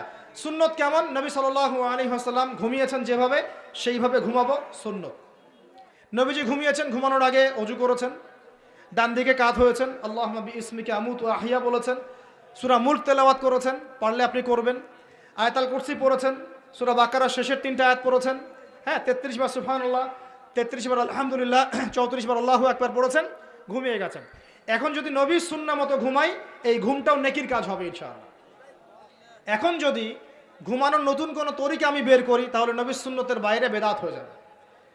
বেদাত শব্দের অর্থ হচ্ছে নতুন আবিষ্কার। বেদাত শব্দের অর্থ হচ্ছে নতুন আবিষ্কার। সুন্নাহ মানে যেমন আদর্শ, রীতি, আল্লাহ পাকেরও সুন্নত আছে, নবী সাল্লাল্লাহু আলাইহি ওয়াসাল্লামেরও সুন্নত আছে, আমরা তার সুন্নত মেনে জীবন করবো ইনশাআল্লাহ। আল্লাহ পাক তৌফিক দান করুন। ঠিক তাওহীদের বিপরীত যেমন শিরক থাকে, সুন্নতের বিপরীত থাকে কি? বেদাত, মানে নতুন আবিষ্কার। এটাকে দুই ভাগে ভাগ করা যায়, খেয়াল করি একটু আমার দিকে। কয় ভাগে ভাগ করা যায়? দুই ভাগ। একটা হচ্ছে দুনিয়াবি ক্ষেত্রে নতুন আবিষ্কার, একটা দিনের ক্ষেত্রে নতুন আবিষ্কার। দুনিয়াবি ক্ষেত্রে মানে কি? এই যে মোবাইল ফোন আপনার হাতে আছে, এই মোবাইল ফোন কি রাসূলের যুগে ছিল? সাহাবীদের যুগে ছিল? এই যে লাইটিং করেছি, নবীর যুগে এরকম লাইট ছিল? মাইকে কথা বলছি, নবীর যুগে মাইক ছিল? এরোপ্লেন, আমরা এয়ারক্রাফটে সফর করছি, নবীর যুগে এয়ারক্রাফট ছিল? খেয়াল করে দেখেন, আমরা যখন বাহনে উঠছি, আমরা বাহনে উঠে দোয়া পড়ছি, আল্লাহু আকবার আল্লাহু আকবার আল্লাহু আকবার, সুবহানাল্লাযী সাখখারা লানা হাযা ওয়া মা কুন্না লাহু মুকরিনিন ওয়া ইন্না ইলা রাব্বিনা লামুনকালিবুন। এই দোয়া বদলে গেছে না যায় নাই? দোয়াটা কি বদলেছে? এই দোয়াটা নবী সাল্লাল্লাহু আলাইহি ওয়াসাল্লাম গাধার পিঠে উঠে পড়েছেন, ঘোড়ার পিঠে উঠে পড়েছেন, ওই সময়কার সমসাময়িক বাহনের পিঠে উঠে পড়েছেন। আমরা এ যুগের সমসাময়িক বাহনের পিঠে উঠে একই দোয়া পড়ছি। দোয়া কি চেঞ্জ হয়েছে না বাহন চেঞ্জ হয়েছে? এই যে বাহন যে পরিবর্তন হয়েছে, এটা টেকনোলজি না? প্রযুক্তি, টেকনোলজি। এটা হচ্ছে দুনিয়ার ক্ষেত্রে বেদাত, যেটা সম্পূর্ণ জায়েজ। কথা বুঝতে পারছেন? এটা সম্পূর্ণ জায়েজ যতক্ষণ পর্যন্ত না স্পষ্ট কোনো দলিল পাওয়া যাচ্ছে এটার এগেনস্টে, যেটা হারাম। স্পষ্ট দলিল না পাওয়া যাওয়া পর্যন্ত এটাকে আপনি বৈধ রাখতে পারেন। এটা এক নম্বর। আরেকটা বেদাত হলো দিনের ক্ষেত্রে বেদাত। দিনের ক্ষেত্রে কেমন? নবী সাল্লাল্লাহু আলাইহি ওয়াসাল্লাম বলছেন, মান আহদাথা ফি আমরিনা হাযা, সহিহ মুসলিম হাদিস নাম্বার 1718। নবীজি বলছেন, মান আহদাথা ফি আমরিনা হাযা মা লাইসা মিনহু ফাহুয়া রাদ। কোন ব্যক্তি যদি এই দিন ইসলামের মধ্যে এমন কোন আমল চালু করে যে আমলের সমর্থনে আমাদের পক্ষ থেকে কোনো প্রমাণ নাই, সেটাই রদ বা প্রত্যাখ্যাত, সেটা বাতিল। নবী সাল্লাল্লাহু আলাইহি ওয়াসাল্লাম অন্য হাদিসে বলছেন, মান আহদাথা ফি আমরিনা হাযা মা লাইসা মিনহু ফাহুয়া রাদ, মান আমিলা আমালান লাইসা আলাইহি আমরুনা ফাহুয়া রাদ। সংজ্ঞা শিখলাম কি? আমার সাথে বলেন দেখি, বেদাত শব্দের অর্থ কি? নতুন আবিষ্কার। কয় প্রকার হয়? কয় প্রকার হয়? একটা দুনিয়াবি ক্ষেত্রে, যেমন বললাম যে এই যে প্রযুক্তিগত বেদাত যেগুলো হয়েছে, এগুলো জায়েজ না জায়েজ? জায়েজ। যতক্ষণ পর্যন্ত না এগুলোর বিপরীতে কোনো দলিল স্পষ্ট পাওয়া যাচ্ছে ততক্ষণ পর্যন্ত জায়েজ। আর একটা দিনের ক্ষেত্রে, দিনের ক্ষেত্রে যেটা, সেটা কি জায়েজ হবে না জায়েজ হবে?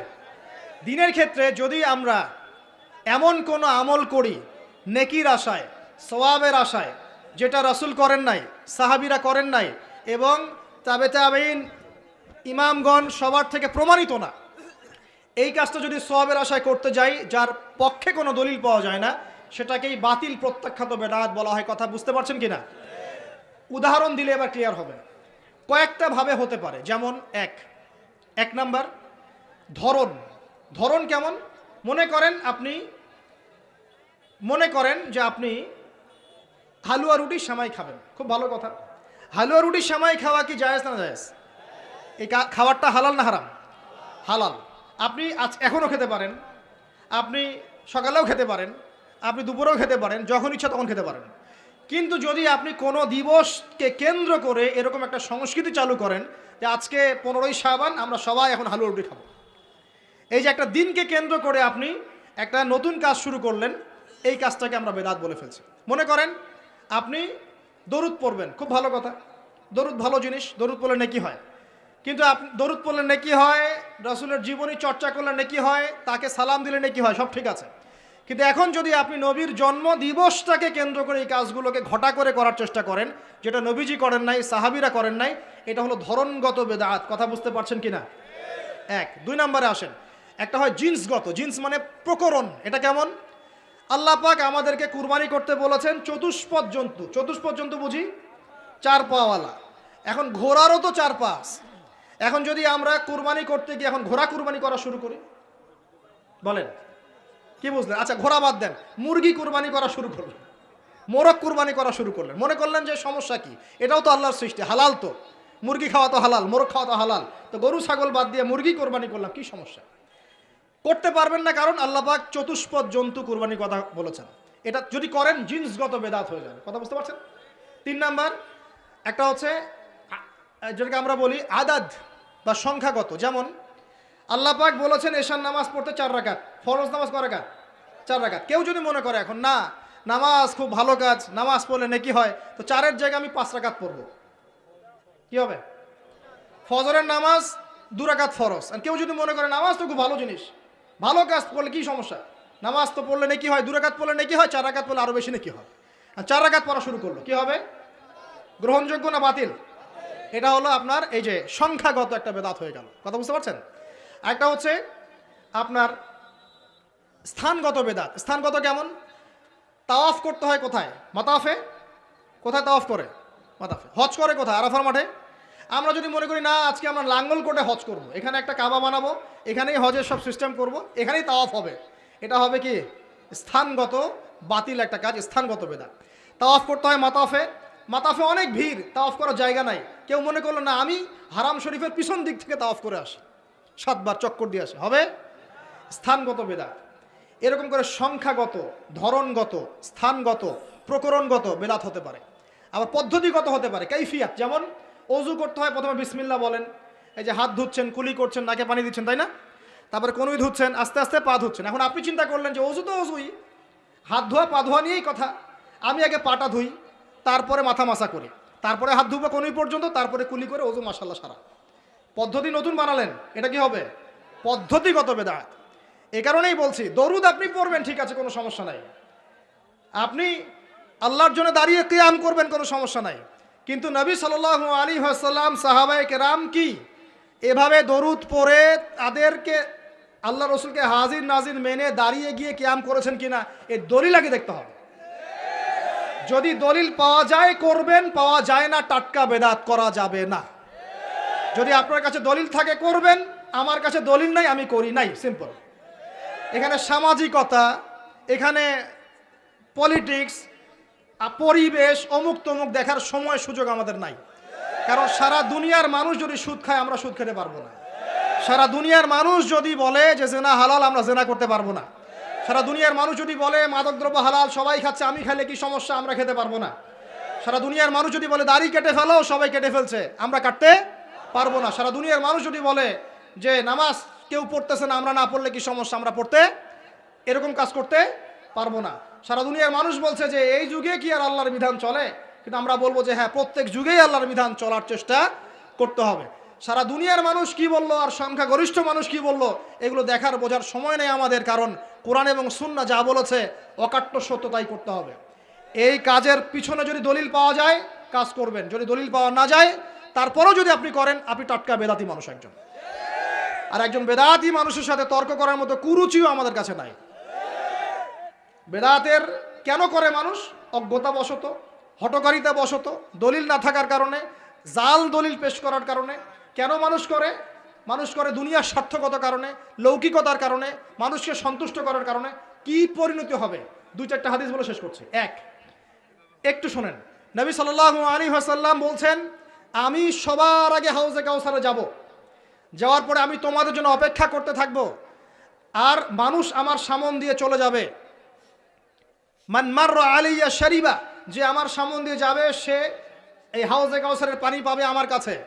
ফামান শারিবা লাম ইয়াজমা আবাদা, কেউ যদি একবার পান করে সে কখনো পিপাসার্ত হবে না। হাউজে কাউসারের পানি হবে মধুর চেয়ে মিষ্টি, দুধের চেয়ে সাদা, একবার পান করলে আর কখনো পিপাসার্ত হবে না। এবার নবী সাল্লাল্লাহু আলাইহি ওয়াসাল্লাম বলছেন, খেয়াল করেন, নবীজি বলছেন, সুম্মা ইউহালু বাইনি ওয়া বাইনাকুম, এরপর আমার এবং তাদের মাঝখানে হঠাৎ একটা পর্দা পড়ে যাবে। আমি বলবো, ইন্নাহুম মিন্নি, তার তো আমার উম্মত, পর্দা কেন পড়ে গেল, কেন পর্দা পড়ে গেল?